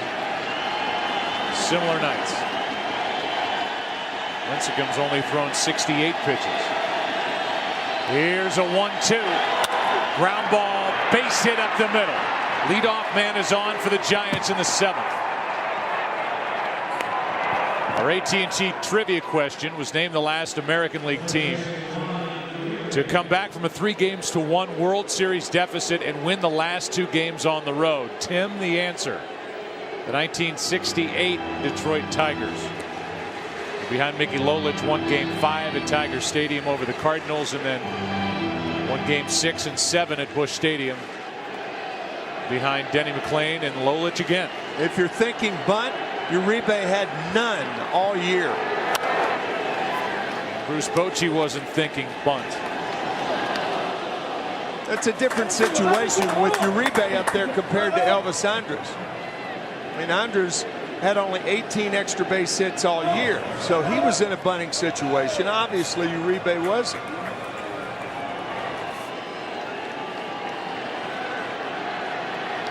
Uribe's 0 for 2. He struck out, flied out. Now he's in the hole 0-2.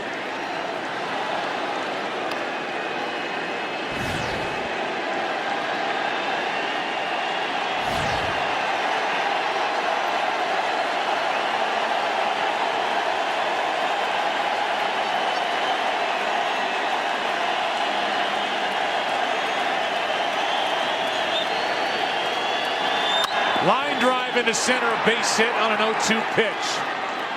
And it's 2 on with nobody out, and the best chance for either team is right here for San Francisco. Too much of the plate for Cliff Lee on an 0-2 pitch. It was a cut fastball, down and in, hammered to center by Uribe. Huff. No sacrifice hits all year. And he's at the plate now, 2 on, nobody out. Aubrey's 0 for 2, reached on an error his last time up.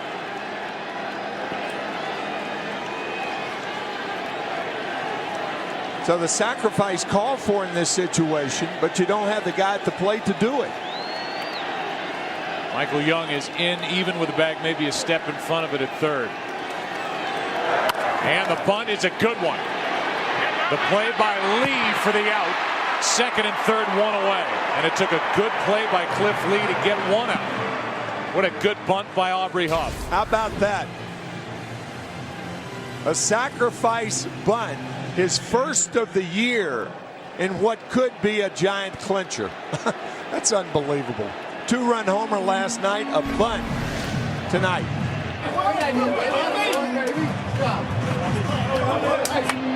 It sets up second and third for Pat Burrell, who has to put the ball in play. That's been a problem for Pat.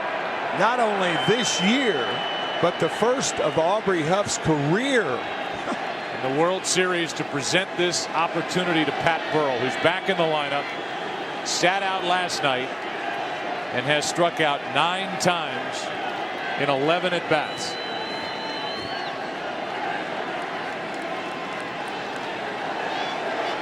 Texas infield comes in.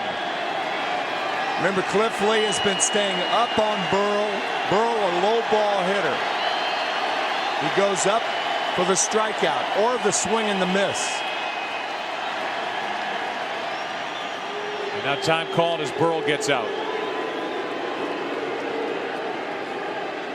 In the career of Pat Burrell, this dates back to time with Philadelphia, 1 for 25. Swinging the bat during the World Series. First pitch, line drive is foul down the left field line. Strike 1.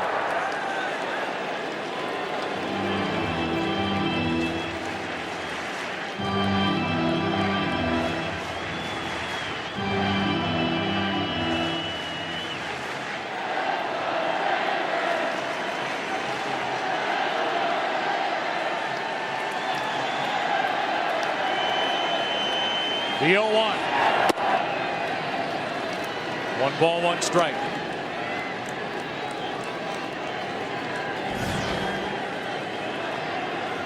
Got first base open. Not a thought of pitching around him. Not with the way Burrell is struggling. No. They're going to try for the strikeout up in the strike zone. That would be my guess.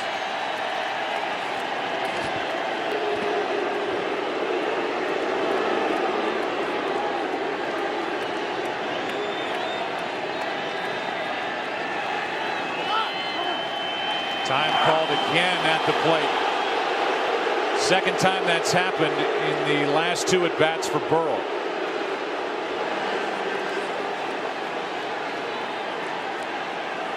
Pat Burrell could erase a lot of postseason frustration with one swing right now. The 1-1. Breaking ball misses, 2-1.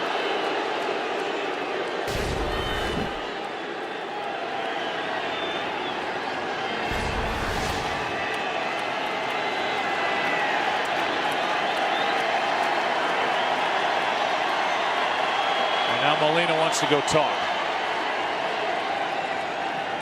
Remember the conversation a couple of nights ago when Benji Molina went out and talked to Darren O'Day. O'Day wanted to come inside the Buster Posey, and Molina wanted the ball away. He threw the breaking ball away, did O'Day, for the final out of the 8th inning on a ground out. I would imagine Molina talked to Cliff about keeping the ball up to Burrell. The 2-1, strike 2. That was up 84 miles per hour, 2-2.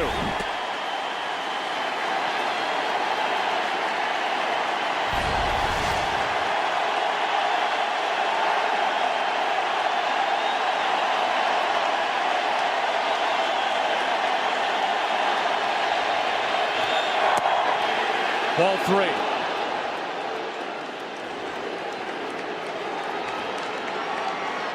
Pat Burrell was at the mercy of where that pitch was going to end up, and it ended up out of the strike zone. Could not pull the trigger.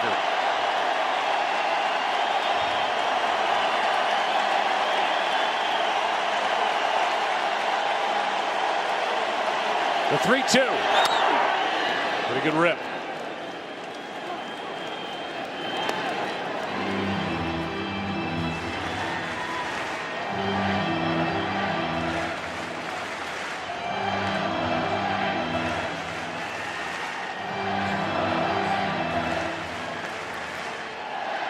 Base hit by Ross, base hit by Uribe, a bunt from Aubrey Huff.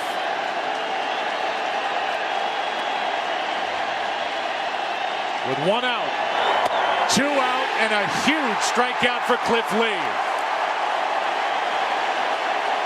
Pat Burrell turned around and asked Jeff Kellogg, strike? It looked like a cutter away. Outside part of the plate to get Burrell. It was a cutter away.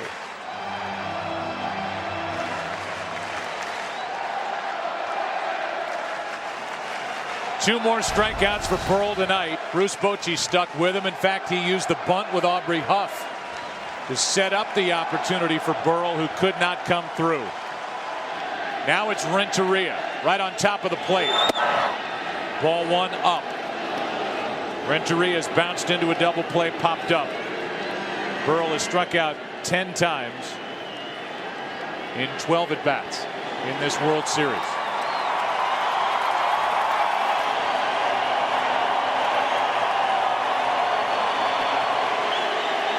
Renteria, ball 2.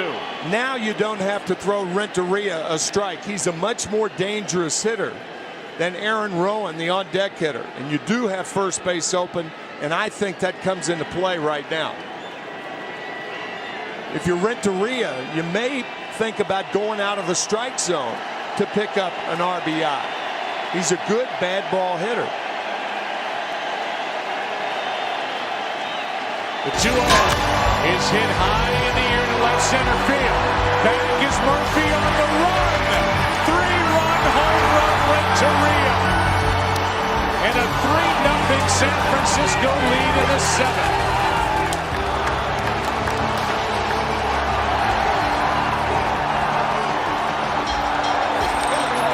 He won a World Series with a base hit in 1997. And that swing of the bat might bring a championship to San Francisco.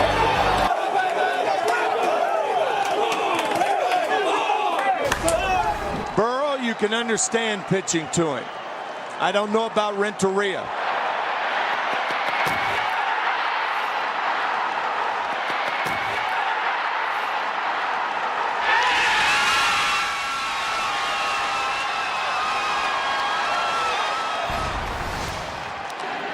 Now Rowan flies one into right.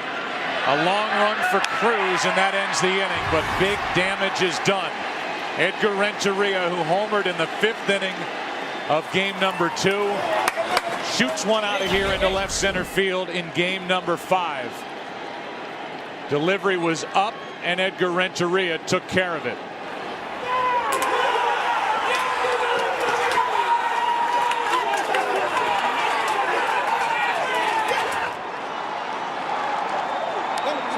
No one more relieved than Burrell, who struck out with 2nd and 3rd one out. Renteria picks him up. Aaron Rowan wearing the mic. Yeah! Yes! He told me he was going to do it. He told me. Right now we join public address announcer Chuck Morgan for the introduction of God Bless America. And now, ladies and gentlemen, we ask that you please rise and join with all of Major League Baseball as we pause to honor the men and women of our armed services, both at home and around the world. Tonight, we invite you to join in singing God Bless America with Molly Corbett. Molly is the wife of Air Force Technical Sergeant Charles Corbett and is singing tonight on behalf of the men and women of the armed services and their families who serve with them.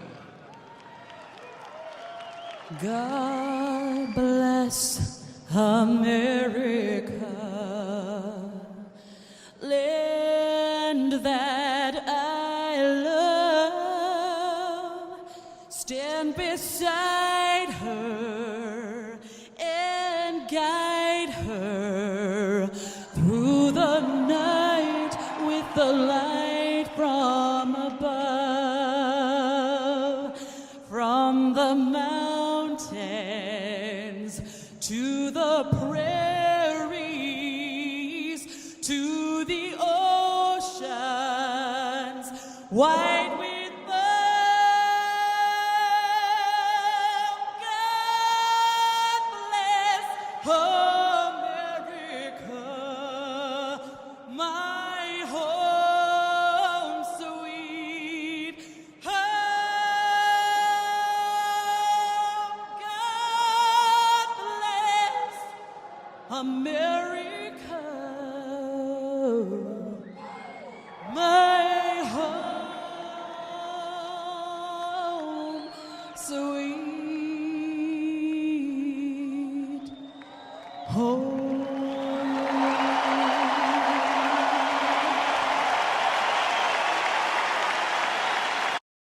We'll be right back after this short break.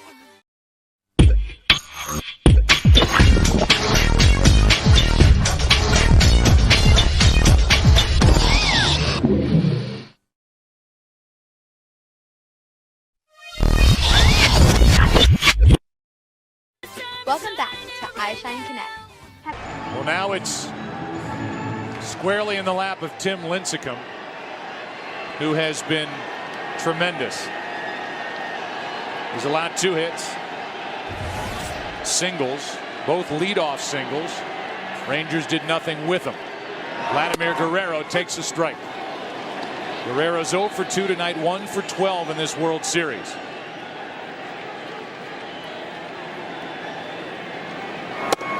Another strike, another fastball. It's 0-2. Lincecum has these Rangers hitters guessing and guessing wrong. Little pop-up back behind the plate, out of play.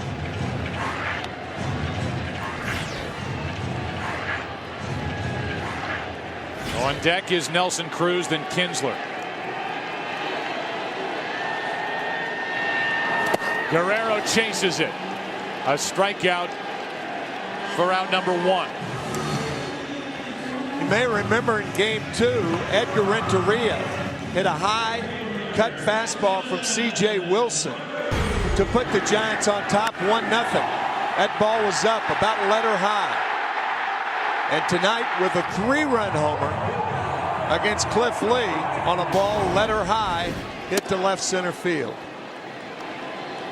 There's a swinging strike on Nelson Cruz. Here's a guy who has 2 home runs in the last 4 games, and he had 3 all year. Was on the disabled list 3 times. Right. That pitch is high to Cruz. A ball and a strike. So on the disabled list 3 times, and really kind of an afterthought when the postseason began. Certainly down the stretch. Here's Cruz hitting one in the air to left. Back at the wall. It's 3-1. Nelson Cruz goes deep in the 7th.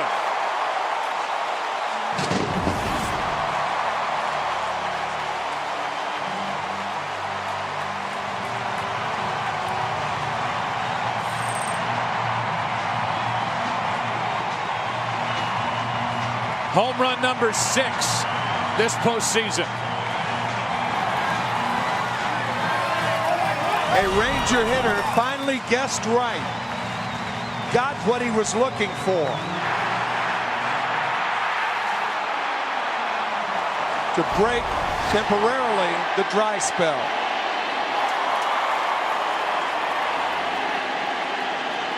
It had been 18 1/3 scoreless for this Giant staff against the Rangers. Kinsler takes ball 1.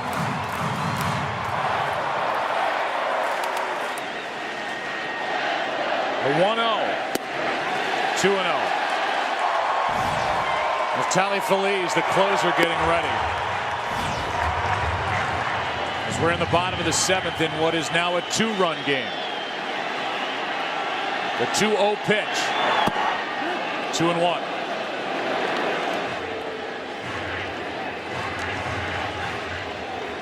Kinsler, 31 home runs last year, just 9 this year. This time on the DL. He's hit 3 this postseason. That barely missed. Ball 3. I think you take right here with the Rangers down by 2 and make Lincecum throw 2 strikes, not 1. There's strike 2.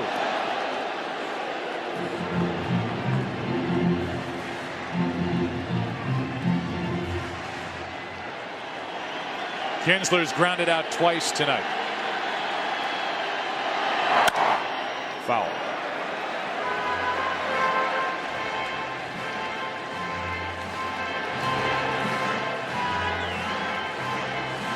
Top of this inning, hits by Cody Ross and Juan Uribe. Set it up, and a 2-out inning-saving and game-changing home run by Edgar Renteria. A 3-run shot. And now a walk to bring the tying run to the plate. That's what taking that 3-1 pitch does. It makes Lincecum work. And he worked him into a walk to bring the tying run to the plate. And to bring Dave Righetti, the pitching coach, out to the mound. Righetti, who had an 11-year run with the New York Yankees, actually pitched in the World Series in '81, is out to talk to Lincecum. We used to call these meetings "How do you feel" meetings, because inevitably and invariably every pitching coach that would hold a meeting like that would ask the pitcher, "How do you feel?" So a "how do you feel" meeting from Righetti. And now David Murphy, 1 on, 1 out.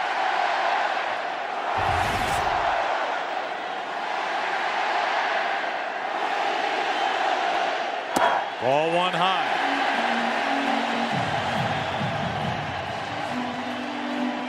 Murphy hit a home run in the ALCS, hit 12 during the regular season. He has struck out twice tonight. Rangers trying to answer Renteria's shot. 2-0. Throw to first, and Kinsler almost wandered too far. How about that play? We've talked about Buster Posey's arm the whole series. Aubrey Hupp was picked off. saying, nope, nope, look at Aubrey. Whoa, I've got to make a play here. That's how good his arm is. Threw a strike. Yeah. Murphy with a count 2-0, swinging for the fences, came up empty. That's why you keep the fastball away from a hitter when you're behind in the count. You know he's trying to jack one. That was a good fastball away from Lincecum. Action has started for the Giants in their pen. Murphy fouls away strike 2. Javier Lopez, the left-hander. Santiago Casilla is the right-hander.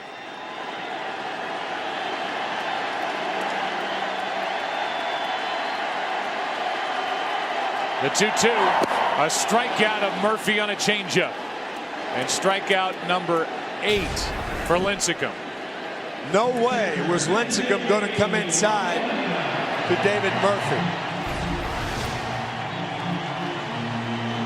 If you didn't catch that graphic, it's a graphic that Giants fans don't want to read, but the last time in the World Series a team has come back down 3 or more runs to win a ball game was Game 6 in '02. The Angels. Big home run by Scott Spezio coming back against the Giants and then winning in Game 7. Ball 1 skips in to Benji Molina.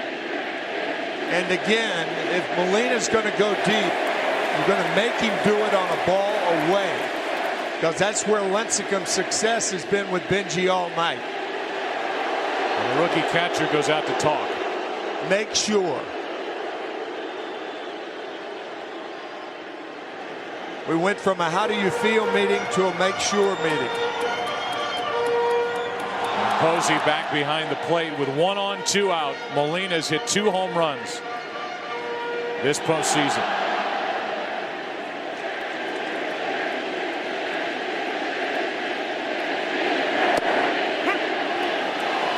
Benji Molina thought it was ball 2 up and away. Instead, it's strike 1.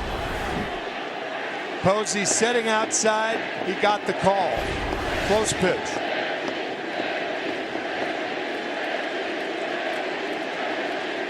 Outside. And strike 2. May see this pitch farther outside.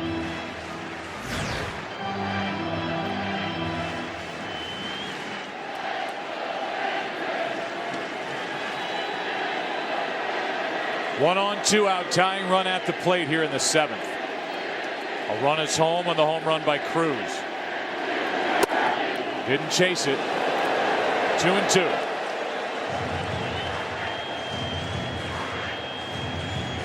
Rangers are 1 for 17 at the plate with runners on over the last 2 games.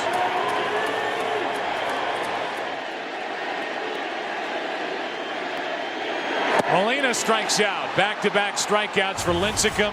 He has 9 on the night. But the Rangers have a run. A homer by Nelson Cruz makes it 3-1 through 7. We'll be right back after this short break. They never let you down. You thought they'd always be there. So where are they now? On Teen Riot. 35 heart-throbbing hits on 2 CDs and 2 cassettes. You'll get mall divas like Tiffany. Huge hunks like Dino.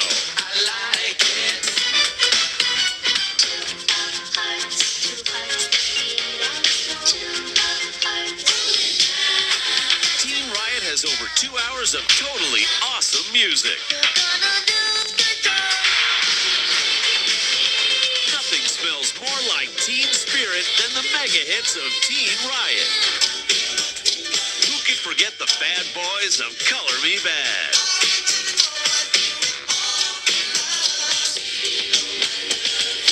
You can order online at MusicSpace.com.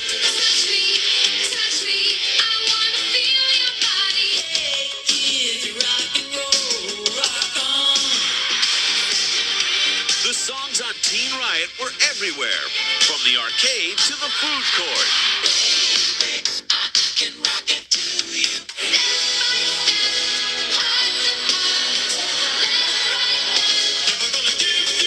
You can order this collection by Rush Delivery. You'll get Pebbles and Menudo with Guess Who. Get Team Riot. This 35-track collection is not sold in malls. To order, call the number on your screen or log on at MusicSpace.com. Rush Delivery available. Do it now. Welcome back to iShine Connect. Neftali Feliz is the closer for the Texas Rangers and not willing to play around with this anymore. Ron Washington goes to him. Here in the 8th inning of a 2-run game, it's 3-1. And a strike drills the inside corner to Andres Torres, who has a hit tonight. Now he turns around and bats left-handed.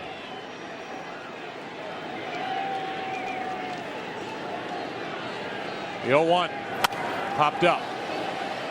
Behind the plate for Benji Molina. 1 out. Give you our BlackBerry game summary as we play here in the top of the 8th. Lincecum is doing his thing again.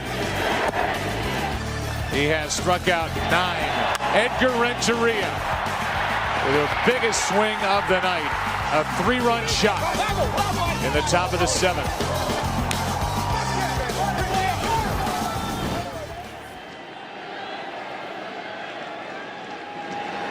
Here's a fly ball into left. Murphy back to grab it. 2 out. And I don't know if you heard it with the celebration with Aaron Rowand wearing a microphone, but here's what Andres Torres said to Rowand after the home run by Renteria.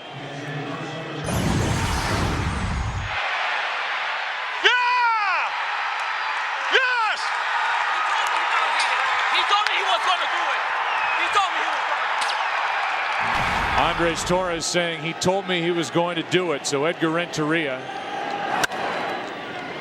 is trying to become the hero here tonight and in this World Series for the Giants. Think about the last at bats he's had in World Series play. He was the guy who got the game-winning hit in Game 7 in '97. He made the last out for St. Louis at the end of a 4-game sweep at the hands of the Boston Red Sox, when he bounced one back to Folk to win that World Series. And if that's his last at bat of this World Series, it'll be the topper. Well, we talked about it when it went to 2-0, and what it all boils down to, Joe, is you can't pitch to him in that situation. You got first base open. You know, you pitch to Burrell there because there's a chance of a strikeout. You get the strikeout. You can't press your luck. You got to pitch to the more inexperienced Rowan, in my view. Inexperienced with regard to this postseason and really postseason in general, but Rowan's getting his first start. Right. He was 0 for 2 going into that at bat when he followed the home run and flied to shallow right. So a few decisions have been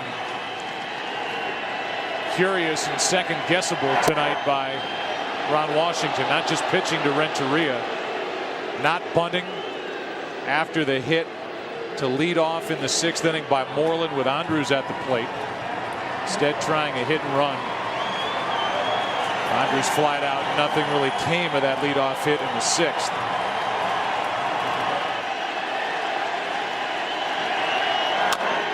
Posey with a chopper to third. Michael Young can't make the play, and Buster Posey has his second hit of the night. A 2-out single to keep the top of the 8th inning alive for San Francisco. Brings in Cody Ross, whose hit started that 3-run rally in the 7th.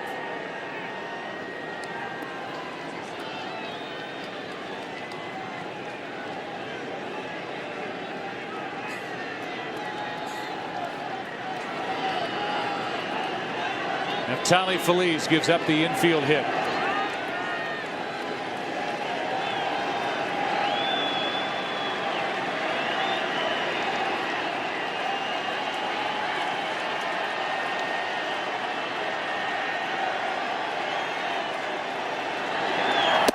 Ball one. And again, it's been a different guy, it seems, every night for the Giants during this postseason. Last night, Cody Ross hitless. Tonight, hitless in his first 2 at-bats, but his single started it. Then the hit by Uribe as the Giants let Uribe swing and not bunt. The bunt by Aubrey Huff, which was a beauty. And the strikeout of Burrell and the home run from Renteria. A ball and a strike on Cody Ross.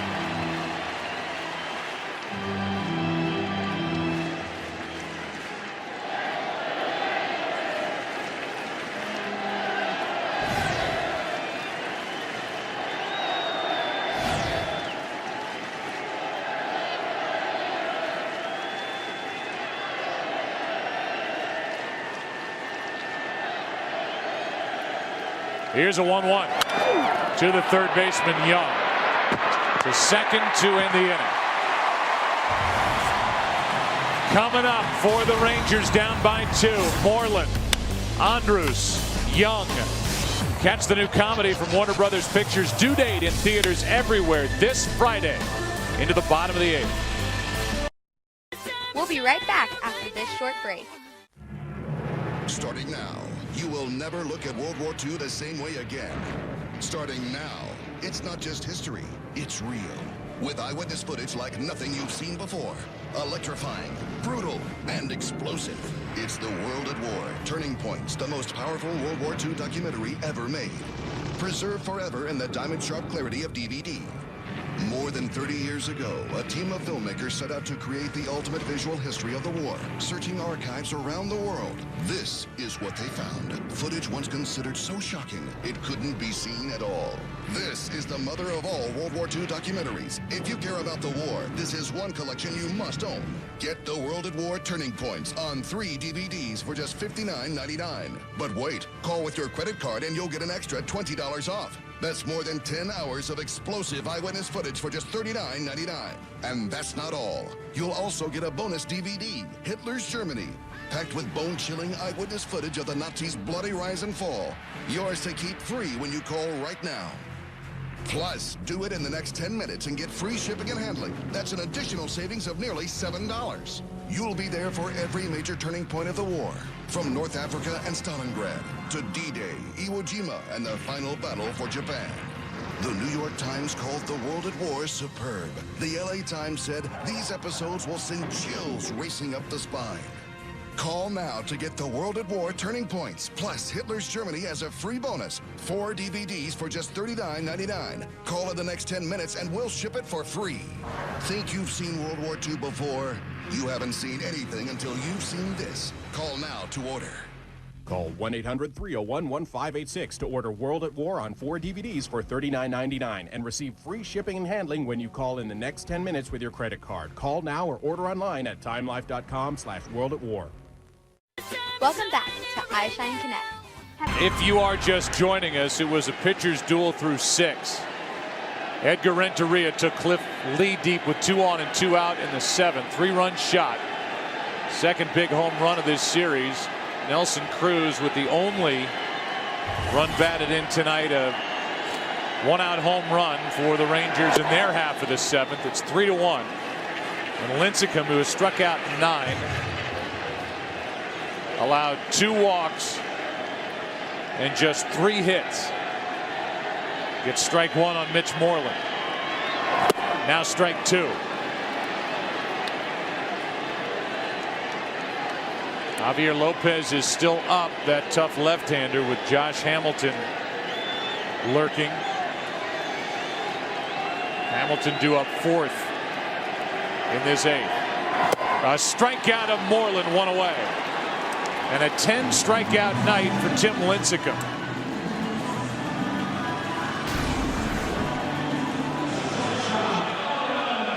I don't think any pitcher in the major leagues turns it up and accelerates the pace when he has a lead in the late innings any better than Tim Lincecum.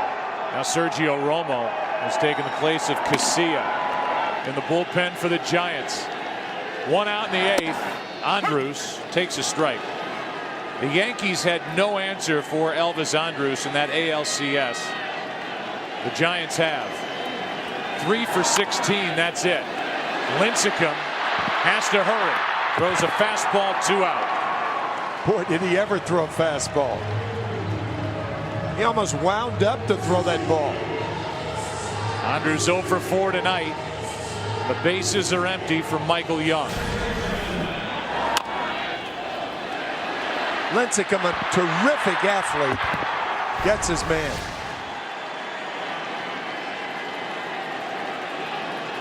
Here is Young, 1 for 3.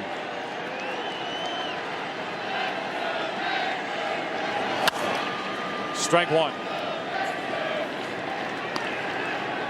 Last night it was Madison Bumgarner who went 8, no runs, 3 hits. Tonight, Lincecum's trying to go through 8 with 1 run on just 3 hits.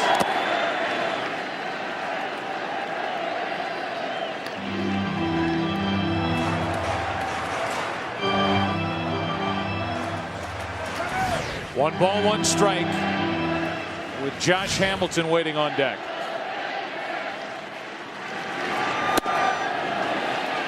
Two and 1.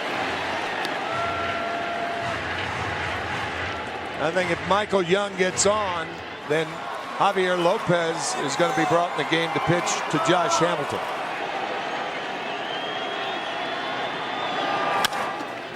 To the third baseman, Uribe.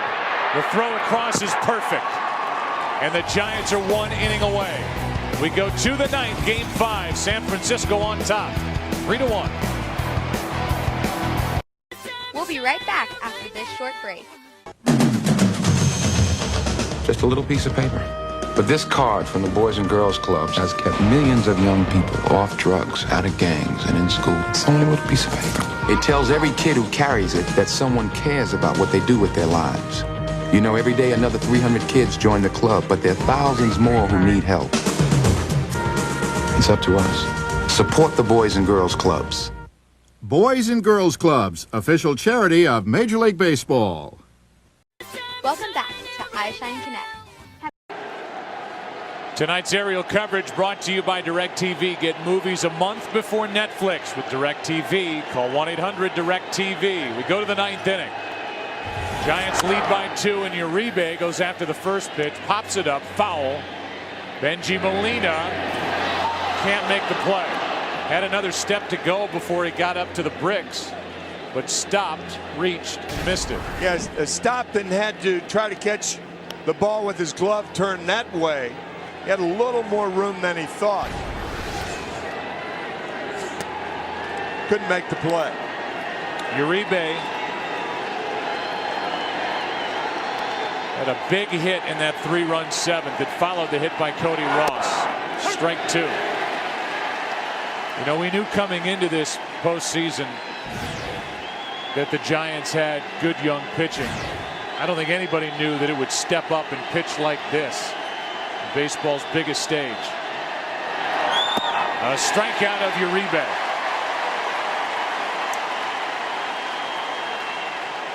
To give you some history for the Giants, the last time they closed one out October 2nd, 1954, Johnny Antonelli's final pitch popped up by Dale Mitchell into the glove of Hank Thompson.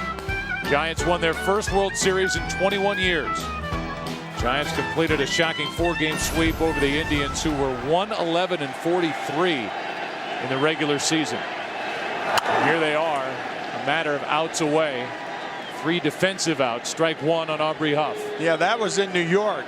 Now they're in San Francisco. Moving there in 1958.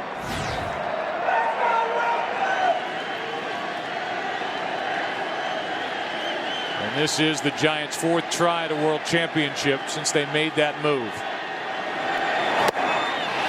Strike 2 on Aubrey Huff. Joe, speaking of moves, I have never seen a manager make as many positive right moves as Bruce Bochy has made in this postseason. He has been unbelievable. All of them make sense. All of them have worked, it seems. With 1 out, the 0-2. Ball 1. He hits with Uribe instead of Bunning, who did not have any sacrifices this year. Uribe comes through. Aubrey Huff had never had a sacrifice in his career of 10 years. Sacrifice is successful. That opened up first base. They elected, Ron Washington elects to pitch to Renteria. It made it 3-0. Kinsler to his right. 2 out. What was going on in the world in 1954? A gallon of gas cost 21 cents. President was Eisenhower. #1 TV show was I Love Lucy, and there were no Major League Baseball teams west of the Mississippi. Since moving to San Francisco in 1958, Giants lost to the Yankees in '62, to Oakland in '89, and to the Angels in 2002. Strike one on Burrow. By the way, when that 1954 World Series ended, Bruce Bochy was 6 months old. Now 55 years old. Strike two on Burrow. Wife is Kim. 2 sons, Greg and Brett. Bruce Bochy, who was born in France, had a good big league career as a catcher. Well-respected manager. Here comes an 0-2 pitch to Burrow. Inside. Think of the production the Giants are getting out of the older guys playing on the left side of their infield. Certainly Edgar Renteria, but Uribe has made his hits count, and they've played very well defensively. Here's the 1-2 with 2 out. 2-2. A lot of people hadn't seen the closer, Brian Wilson, coming into this postseason. He has been as good as advertised. Will he get the ball in the bottom of this 9th inning, or will Lincecum go back out?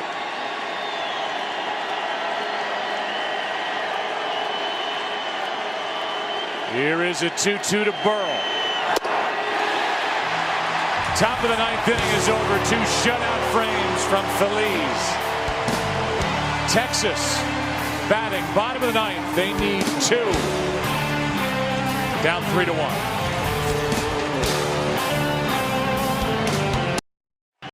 We'll be right back after this short break. Start spreading the news. The team of the century is also the team of the decade. World champions. Now you can celebrate the New York Yankees' 25th World Championship with Sports Illustrated's exclusive World Series Championship package. You'll get the official Major League Baseball World Series video and this hardbound collector's edition of Sports Illustrated with expanded World Series coverage, both free with your paid subscription. Use your credit card, and you'll also get this wool blend, fully embroidered 1999 Yankees World Championship commemorative cap free. Lead off with your official 1999 World Series video honoring a team for the ages. You'll see it all. The Yanks' complete domination of Texas and their successful battle in Beantown. Then relive all the moments that made the '99 Fall Classic unforgettable.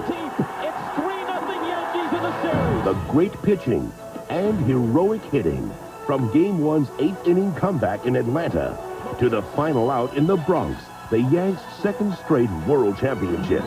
Call now and you'll also get a true collector's dream, this special edition Sports Illustrated issue that's hardbound, gold-lettered, and individually numbered.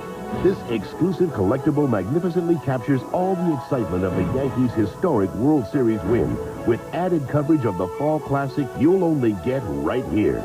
Call now to get your World Series Championship package free when you order 54 issues of Sports Illustrated for only $1.47 an issue. Save 50% off the cover price. Use your credit card and you'll also get another piece of history. This 1999 Yankees World Championship commemorative cap. Free. Don't miss this one-of-a-kind World Series Championship package saluting a one-of-a-kind baseball team. Celebrate the legendary New York Yankees 25th World Championship with Sports Illustrated. Get into it. Welcome back to iShine Connect. It's Brian Wilson with the ball in his right hand, trying to win the World Series and close it for the San Francisco Giants. 5 saves, no earned runs this postseason, and it's all on him. After 8 innings, 1 run, 3 hits, 2 walks, 10 strikeouts, a home run allowed, and 101 pitches thrown by Tim Lincecum. What do you think of this move, Tim, taking Lincecum out and bringing the closer in? I wouldn't have taken him out. I would have Lincecum come back out in the 9th inning and at least pitch to Hamilton and Guerrero because they've looked so bad against him all night. 101 pitches, that's not that much. This is on the heels, by the way, of those benevolent remarks we made at the bottom of the 8th inning, saying that Bruce Bochy hadn't made a mistake the whole game. And who knows, this could be the right move. We'll see. We'll see. But Hamilton tonight is 0 for 3. Guerrero's 0 for 3. Here comes the 0-1. Right down the middle, 0-2. Wilson closed out the clincher, Game 6 of the NLCS at Philadelphia. It's not always easy with Brian Wilson on the mound. He can make it torturous as Hamilton fouls that high delivery back. That was the most hittable ball that Josh Hamilton has had to hit all night. Right here. That's a mistake that Wilson got away with.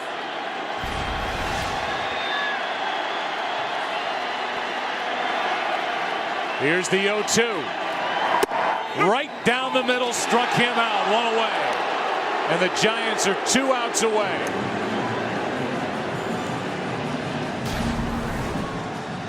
The big slugger Josh Hamilton has been just about completely shut down in this World Series. Totally fooled. 2 for 20. Wow. Now Vladimir Guerrero.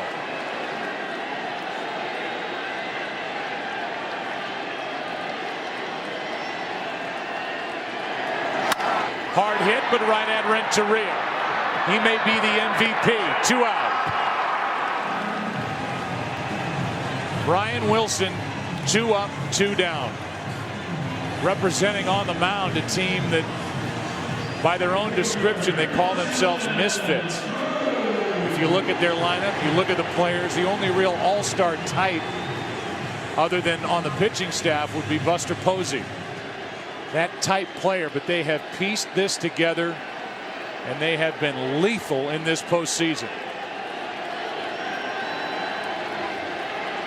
Nelson Cruz, strike 1. They've been lethal because there are no misfits on their pitching staff. It was Lincecum starting it tonight. Bumgarner last night. Kane so good. Lincecum the winner in Game 1. Nelson Cruz is homered tonight. Texas Rangers need just 1 base runner to have a chance.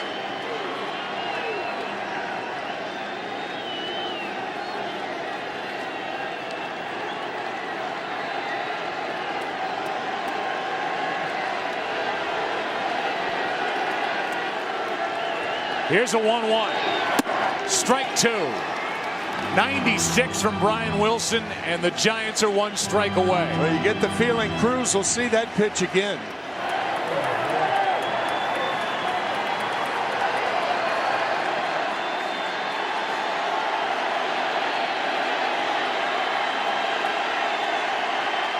Wilson outside. 2-2.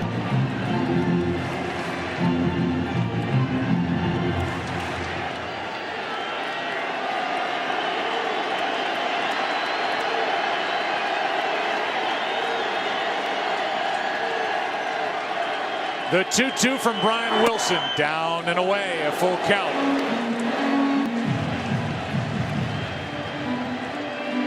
If you have to walk it up to home plate and put it on a tee, you do not walk him in this situation.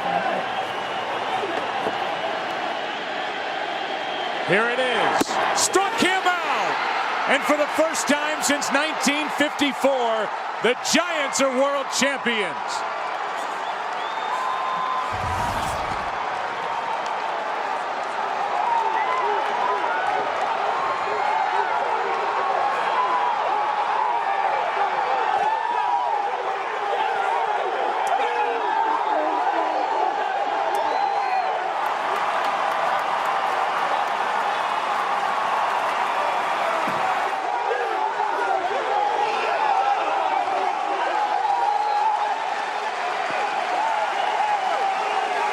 And listen to these fans as that celebration happens. In San Francisco going crazy, and here in Arlington applauding.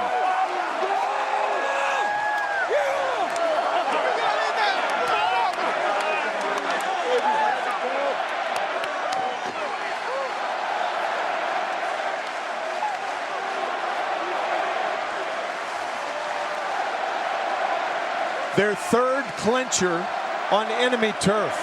They clinched in Atlanta, the LDS, in Philadelphia, the NLCS, and now clinching in Texas for the World Championship. And that guy who was just on your screen, Tim Lincecum, becomes the 5th pitcher in World Series history with 10 or more strikeouts in a clinching game, and the first one to do it, as he gets the win here tonight since Bob Gibson in 1967. The last swing.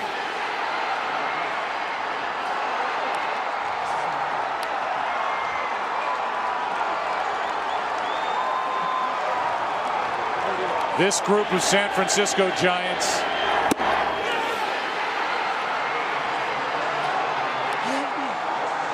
a team that was worked on all season long, added to at the trading deadline, added to at the end of August, came together, and they won it all.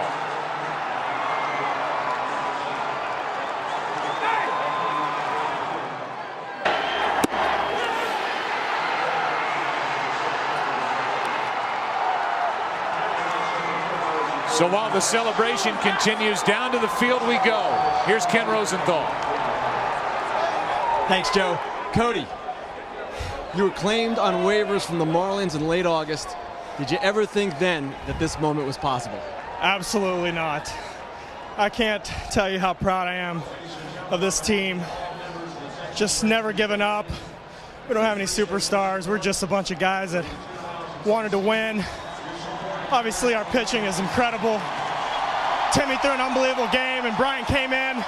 We couldn't have drew it up any better. This was just incredible. Cliff Lee was undefeated in the postseason coming into this series. You guys beat him twice. How did you do it? A lot of hard work and just heart. I want to congratulate the Texas Rangers on an incredible season. Cliff, he's class act. And, we're coming home, San Fran. We did it. We nailed it. Cody, thank you very much. Congratulations. Thank you. Joe, back to you. All right, Kenny, thank you. This for the Giants in 2010. The first championship for this organization since they moved west in 1958. Lincecum over the railing and out to join the celebration. I'm sure in some way is for players like Juan Marichal, Orlando Cepeda, Willie McCovey, John Montefiusco, Greg Minton, Scott Garrelts, Jack Clark, Will Clark, Robbie Thompson, Bobby and Barry Bonds, J.T. Snow, Rob Nen, the late Rod Beck. Guys who in San Francisco gave it all they had, but never won it all.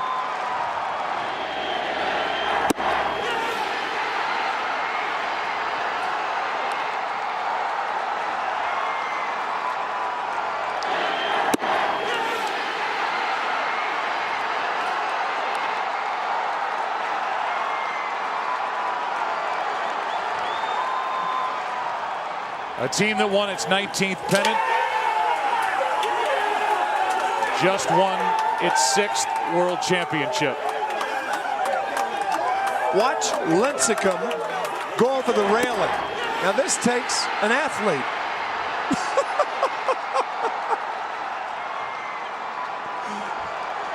And Lincecum ended up right in the mosh pit. And on shoulders, he deserves it. He was brilliant. Certainly does. Let's go back down to Ken Rosenthal. Thanks, Joe. Buster, you came up to the majors May 29th. You were just trying to get established. Now you're the first rookie catcher since 1966 to win a World Series. How does all that sound? I don't know. What can you say? I mean, this is the ultimate high in baseball. I mean, I got to experience it my first year here, and I don't know what to say. Tim Lincecum tonight. How much better was he than he's ever been before? You know what?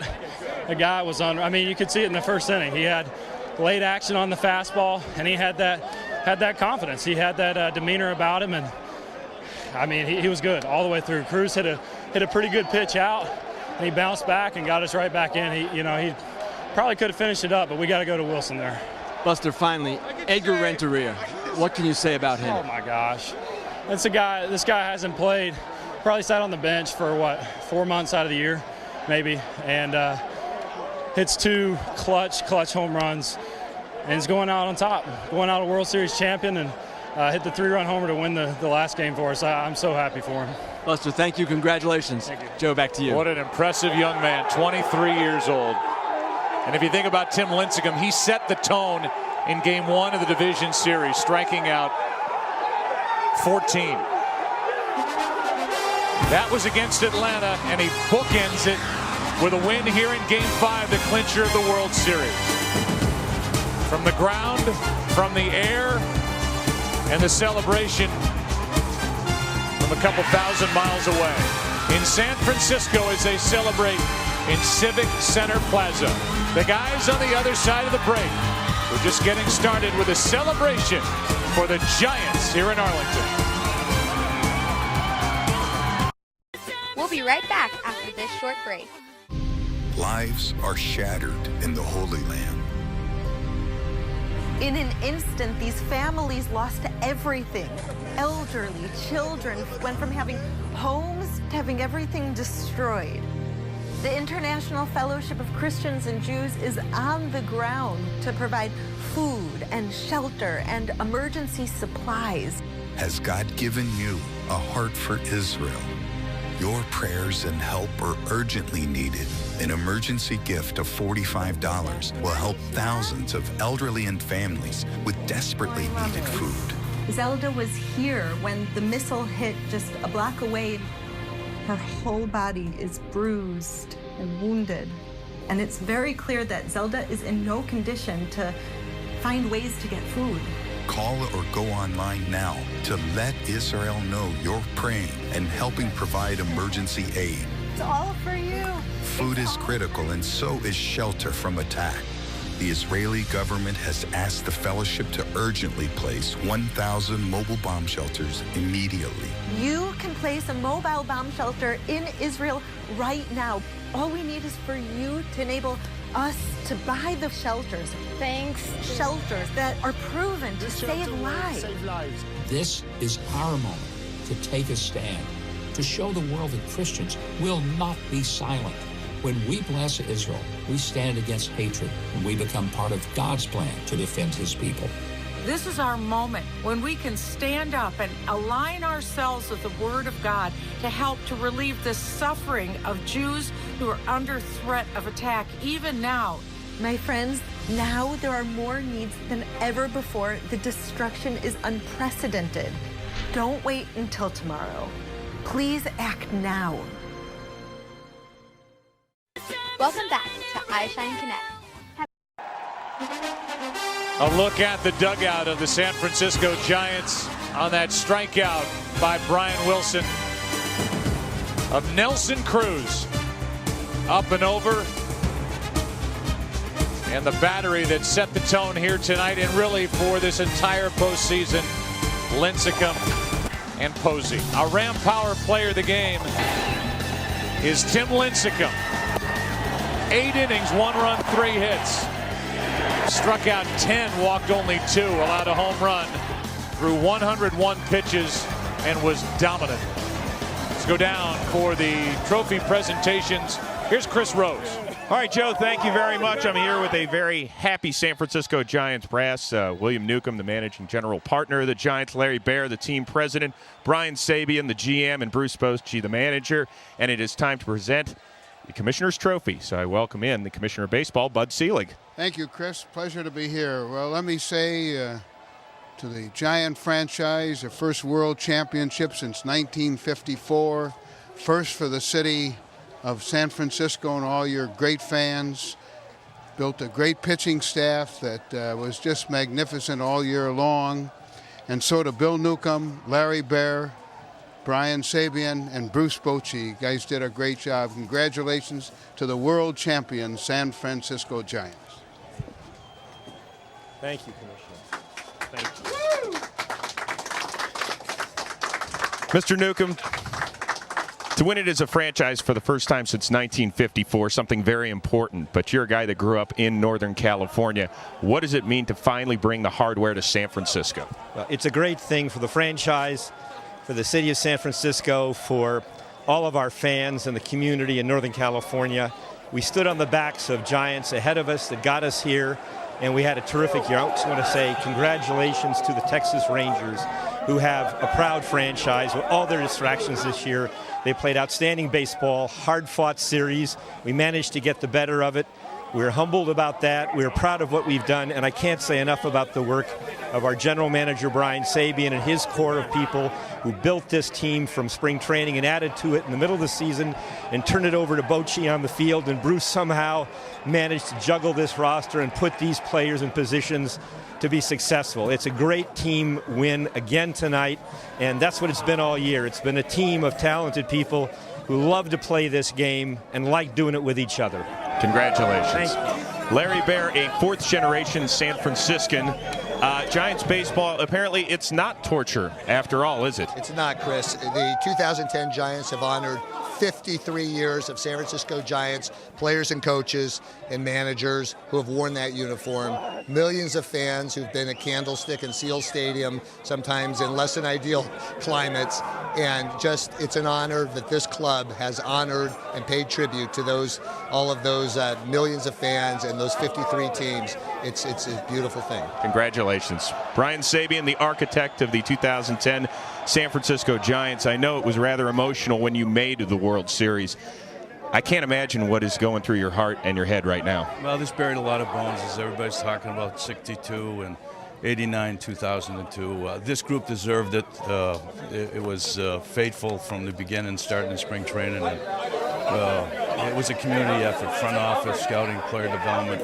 Boch and his staff did as good a coaching job as I think I've seen in baseball since I've been in the game, and I've been in the game a while. But we're very proud, we're humble by the achievement, and to think that we're going to bring this trophy home to San Francisco is really amazing. Brian, congratulations.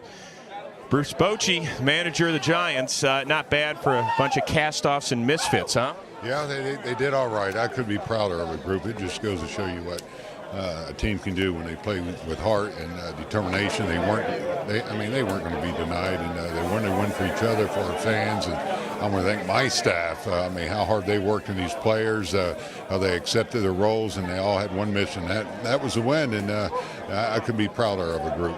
As a guy that came up as a big league catcher, you have to appreciate your starting pitching, not only in this series, but the entire playoffs. They were dominant.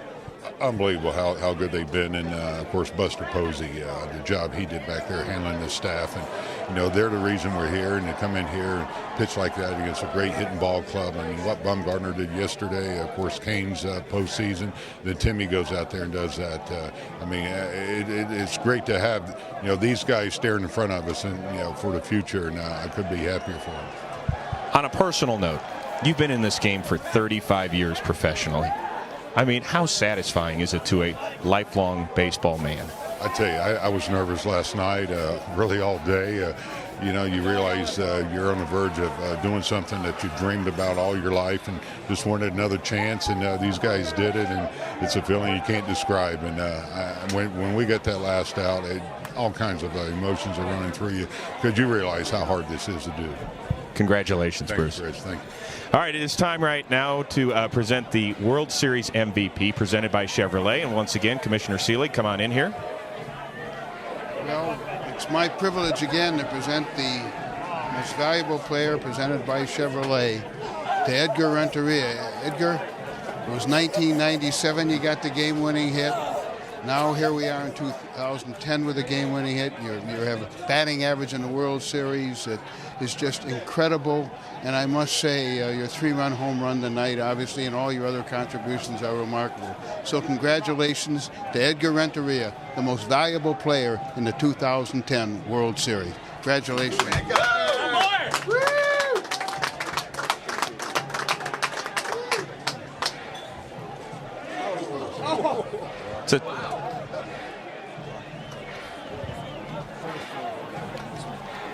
Edgar, for what you went through this year, you ended up on the DL 3 times, almost 4, courtesy of your manager right there, Bruce Bochy. It was a trying year for you, but to come up with the huge hits that you did in the World Series, how satisfying is this for you? Yeah, it was a tough year for me, you know, and I appreciate all the organization because they have patience with me, the GM, the manager, so they give me the chance to play in the playoff, and thank God that everything go well. And I don't know, that's home run, I don't know. I just see the boys swing, put a good swing in the ball go out. It's obviously emotional for you. Was there a point at this year that you thought maybe you wouldn't get a chance to shine on a major league field again? Yeah, because it was tough. It was a tough year for me, but I told myself, keep working hard, and keep you in shape because something gonna be good for this year for you, and because we know I believe in my team, I believe in the pitcher, and everything go well. You're the 4th player to have a game-winning RBI in 2 different World Series clinching games. DiMaggio, Berra, Gehrig, and now Edgar Renteria. Whoa. That's a pretty amazing list to be a part of, isn't it? Yeah, that's amazing, you know. That's amazing being that situation, you know, and I feel proud of myself. I feel proud with my teammates, and thank God, you only the one do everything what I did, you know. You know, you're 35 now. You were 22 when you won it back in 1997. A lot has transpired in those 13 years. Are you walking away a winner? You want to give this another shot, my friend? I don't know. I'm going to think about it and see what happens. Well, congratulations. Enjoy the MVP trophy and a job well done. And congratulations to you and the 2010 San Francisco Giants, my friend. Thank you very much. Thank you. Aubrey Huff, my friend. How are you? All right. Never better, believe me. Yeah, I'm sure. Attaboy, Edgar, you old man. Dinosaur. Well, let's see. You hadn't been to the playoffs in nearly 1,500 career regular season games, and now you are standing on top of the mountain. What's bouncing through that head of yours? I tell you what, this is the most amazing feeling I've ever had. You know, exception to the birth of my 2 kids. This is just, I can't even believe what just happened. I mean, when Wilson struck him out there in the end, I just didn't even know what to do. Such a long road for me. 10 years in the big leagues, probably 9 of them 4th or 5th place. And just really trying to grind out as much as I can throughout my career, and hoping that it stays one day to where I can find a place to win. And this organization gave me a great chance to come here. I didn't even have a job late in the offseason. These guys gave me a chance, and thank God they did. You were a bunch of cast-offs and misfits, and you guys kind of adopted that whole theme. You might have been the president of that club. I mean, you did not have a job until mid-January. I mean, this is a guy that had been a productive player. You're stuck in this lineup, and you really carried it throughout the year and kind of championed the cause. Well, you got to credit Brian Sabian. This guy went out, and he's an old-school GM, and he got a bunch of old-school guys, starting with me, and you went out and picked up Pat Burrell, who hit some big homers late for us, Juan Uribe, Cody Ross. I mean, it goes on and on. Every time you go through the locker room, you can go to each locker, and every night it could be anybody. Edgar Renteria tonight, unbelievable, amazing story for him. 2 big World Series hits in his career, and I just can't be happy for the guy. You've waited 11 years. Go celebrate. Thanks, baby. All right, congratulations. Fear the beard. It's the middle of the interview process, but we're going to bring in the closer, Brian Wilson. Then you can hold this. Hey, you were a big part of this. Yeah. I mean, to finish a World Series game and bring the city of San Francisco its first baseball championship, what's that feel like? Oh, my goodness. Feels amazing. To lead up to this moment, good gosh, what a battle. And for the fans to come out in October and just go absolutely nuts, that was our postseason right there. Rally towels, beards everywhere, Tim's hair. Look at that hair. World Championship hair. Come here. You can come in here too. We can have a beard and hair at the same time. It's fine. This one was for the fans. This one was for the greats of San Francisco that played there before us, and obviously for us. I mean, there's a lot of guys in that room right now that nailed it all season, including Edgar Renteria, which I hope he won the MVP because. Yeah, he did. Yeah, an oracle. Well, you know, back in July, you told me that you had the best team around, and there were some people that probably didn't believe you. Sorry? I was not a skeptic. I'm just saying that at the time there were some people who said that maybe you weren't the best. What made you the best over the last 4 months of the year? Persistence from the starting pitchers to be able to pound the strike zone, get ahead, and their work ethic. I mean, every guy in the clubhouse gets here at their specific time. They've got their routine. You know, no matter how hard they work, they still get down and they nail down their workouts. And we just had a bunch of team effort guys pulling up late in big inning situations and getting 2-out hits and coming in and striking out the lefty. Everybody made a huge contribution this year. Congratulations, Brian. Thank you. All right, go celebrate. Tim Lincecum. Yeah. Go ahead. Hang on to that. How's that look? Shiny. Obvious. That's nice. After game one, you said that you could be better, that you had learned something about your game one experience. You were flat out dominant. What was the difference for you tonight? We wanted to just nail it down here in Texas. I mean, that was a big thing. Coming in here, kind of shutting them up. Doing what we can, just playing good defense. Getting runs and manufacturing a good ball, I guess. So. Well, when you went into the Phillies series, you heard that Halladay and Hamels and Oswalt were going to be better than the Giants. They weren't. Then you get down here, you have to deal with the best hitting team in baseball. You shut them down to a collective 190 average. I mean, your starting staff was top-notch. Yeah, I mean, you can't say enough about the guys just coming in at big games, just stepping up and doing their thing. I mean, a lot of guys, none of us have really been here before, so it's a new thing for all of us, and for guys to step up and just stay poised, collective, and give us a chance to win in every single game that we've been in since the postseason started. So, that just says a lot about our guys. On a personal note, you beat Derek Lowe of the Braves, you beat Roy Halladay, you beat Cliff Lee twice in the World Series. I mean, that's pretty good to put on your mantle, isn't it? Yeah, I'd say we did, the whole team. I mean, everybody had their chances to be heroes and was on this team throughout the season. So, collectively we put it together and, came right there at the right time. Finally, when you were a little kid learning how to pitch and do that funky delivery, were you dreaming about the day that you would be the winning pitcher in the World Series? Usually it was dreaming about being the hitter, but in this case, I'll take this, so yeah. Nice job. Congratulations. Enjoy. All right, so there. I don't want to take. There's plenty of guys in the other room who want to take it. So Tim Lincecum, go for it, my friend. Joe Buck, back on up to you. All right, Chris. Nice job down there, and congratulations to the Giants. We will continue.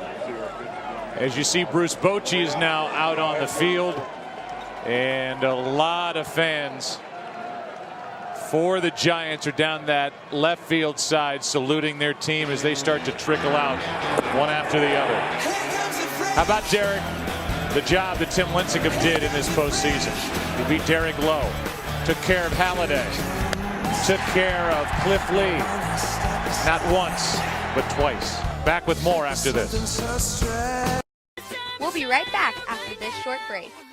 If you are looking for a community that prays together and takes you deeper into God's Word, Better Together was created just for you. We are bringing the love and the hope and the grace of the gospel to more women around the world. I'm about to bring out my praise hanky because you got to finish that story. Testify! Come on! God can birth something on the inside of you that you just never dreamed possible. And we will literally see more souls saved when we are who we are and do what God has called us to do. I know Better Together is so much bigger than a slogan. It's about all of us. We get to be a part of a greater story. We help each other remember His unconditional love, His mercy that is new every morning, and His amazing grace. We have to know that our God will work all things together for our good. And I think that all comes down to the cross. If that's what Jesus did, then we can believe for the impossible. Better Together! Welcome back to iShine Connect. There's Matt Cain with a World Series trophy. How good was he? 21 1/3 innings pitched this postseason. No earned runs allowed. Giants win it here tonight. Why don't we give you a look back at some of the history of this Giants organization. The Giants of the Polo Grounds, the catch in the 1954 World Championship, pulled up stakes in New York and led the Major League's expansion west for the 1958 season. Unfortunately, baseball's manifest destiny has not included much winning for the Giants or the city of San Francisco. The bitter rivalry with the hated Dodgers has always tilted decidedly south.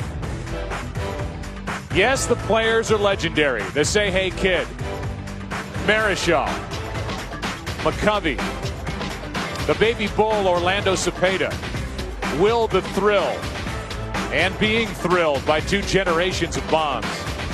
But the highs have always been a precursor to bad memories.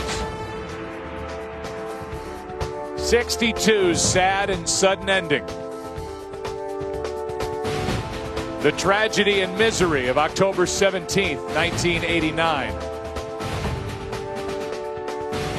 And coming so close in 2002. Heck, even breaking baseball's most hallowed record brought uncomfortable questions. At times, it seemed the franchise was faced with the cold reality that it was known more for where it played than how it performed. After over 50 years of San Francisco Giants baseball, few would have said in spring training 2010 that this group of hirsute heroes, this staff of electric but young pitchers, this season of torture would end at the mountaintop. But that's baseball. America's most beautiful city. You now own baseball's greatest reward, a World Series trophy. The trip west is now complete. There's the celebration in the middle of the diamond. And no longer do the fans of the Giants have to hear about this. The drought. 55 seasons in between. Knock the Giants off the list and move Texas up one space. It's been 50 seasons, and now we welcome you inside our broadcast booth. We've talked about it. Chris Rose talked about it with the players down there. This was a total team effort, Tim, that was led by just absolutely phenomenal pitching. There's a saying in baseball that pitching cures all ills, and from top to bottom, not only did the Giants have the good starters, the four strong starters, Bumgarner last night, Lincecum tonight, you mentioned Matt Cain, but the bullpen.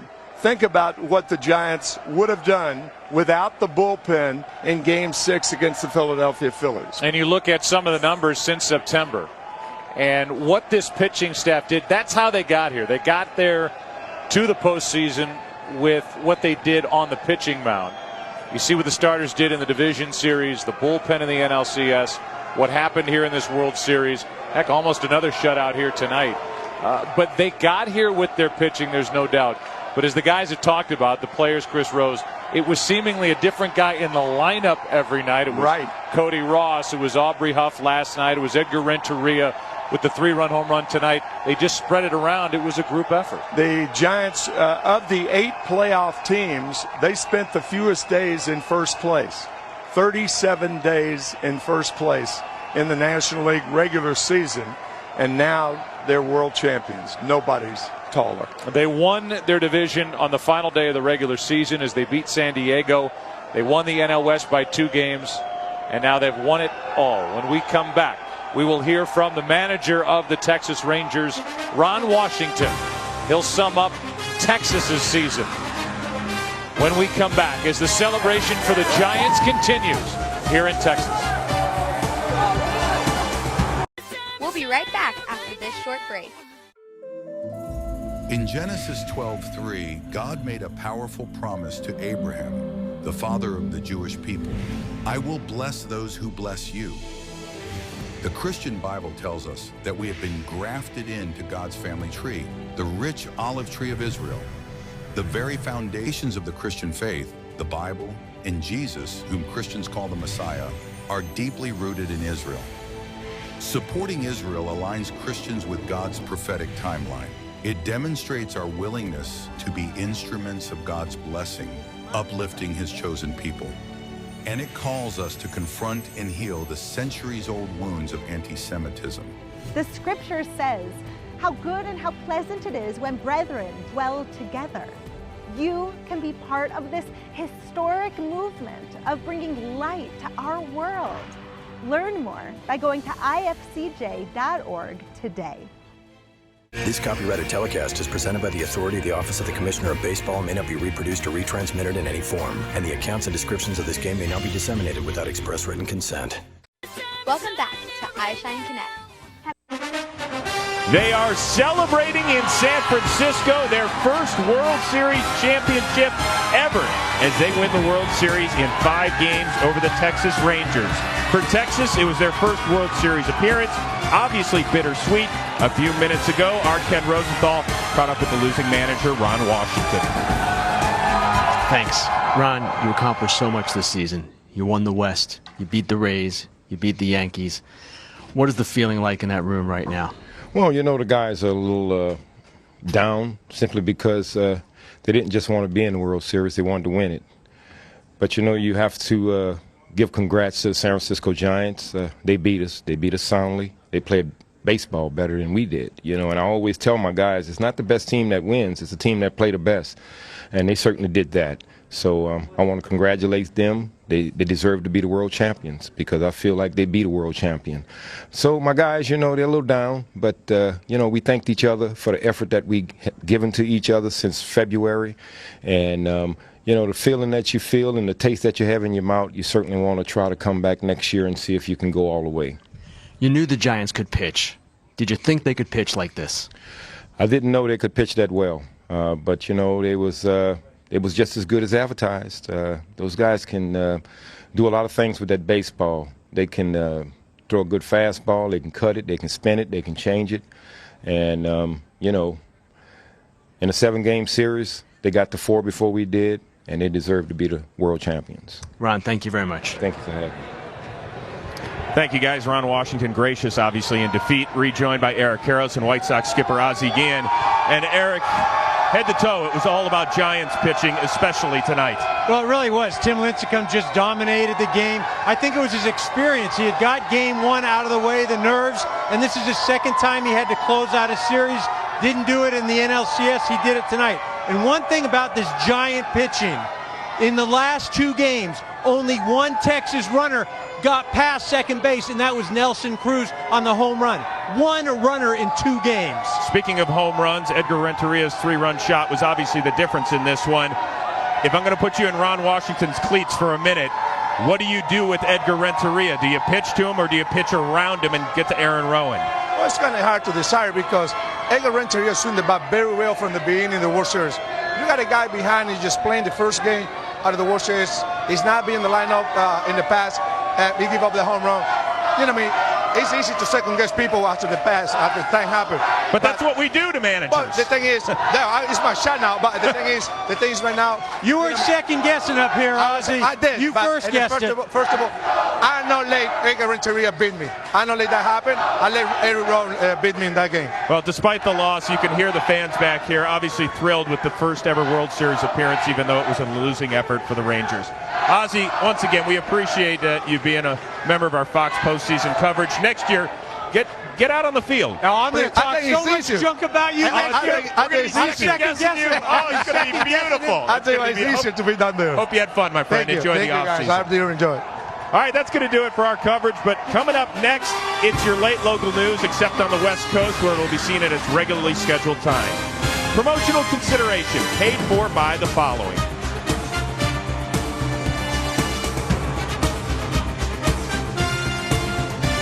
For more information on tonight's game and more Major League Baseball news, simply log on to foxsports.com, powered by MSN, the world's favorite sports site.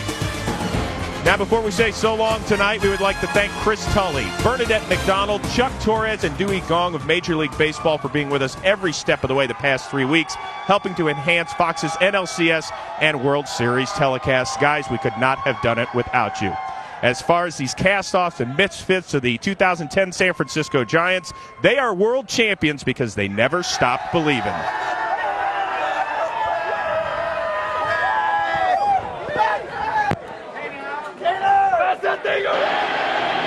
Here it is. Struck him out.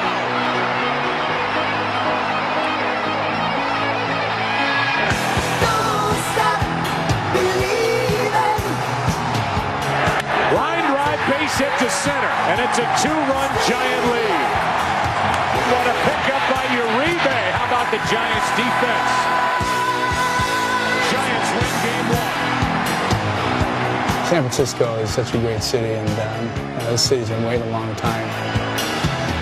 What a gem they put together by Matt Cain. It's 9-0. You know, I just want to thank all the fans of San Francisco. They've been unbelievable. Bumgarner, he has completely baffled the Texas Rangers.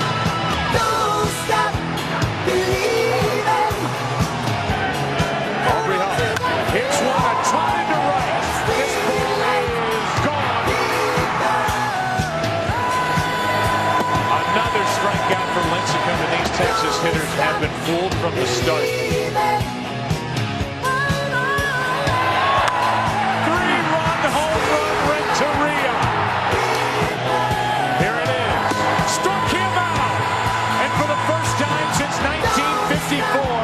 The Giants are world champions. Fox Soccer Channel, the Big Ten Network, Speed, Fuel TV, FSN, and Fox Sports, the greatest collection of sports networks in the world.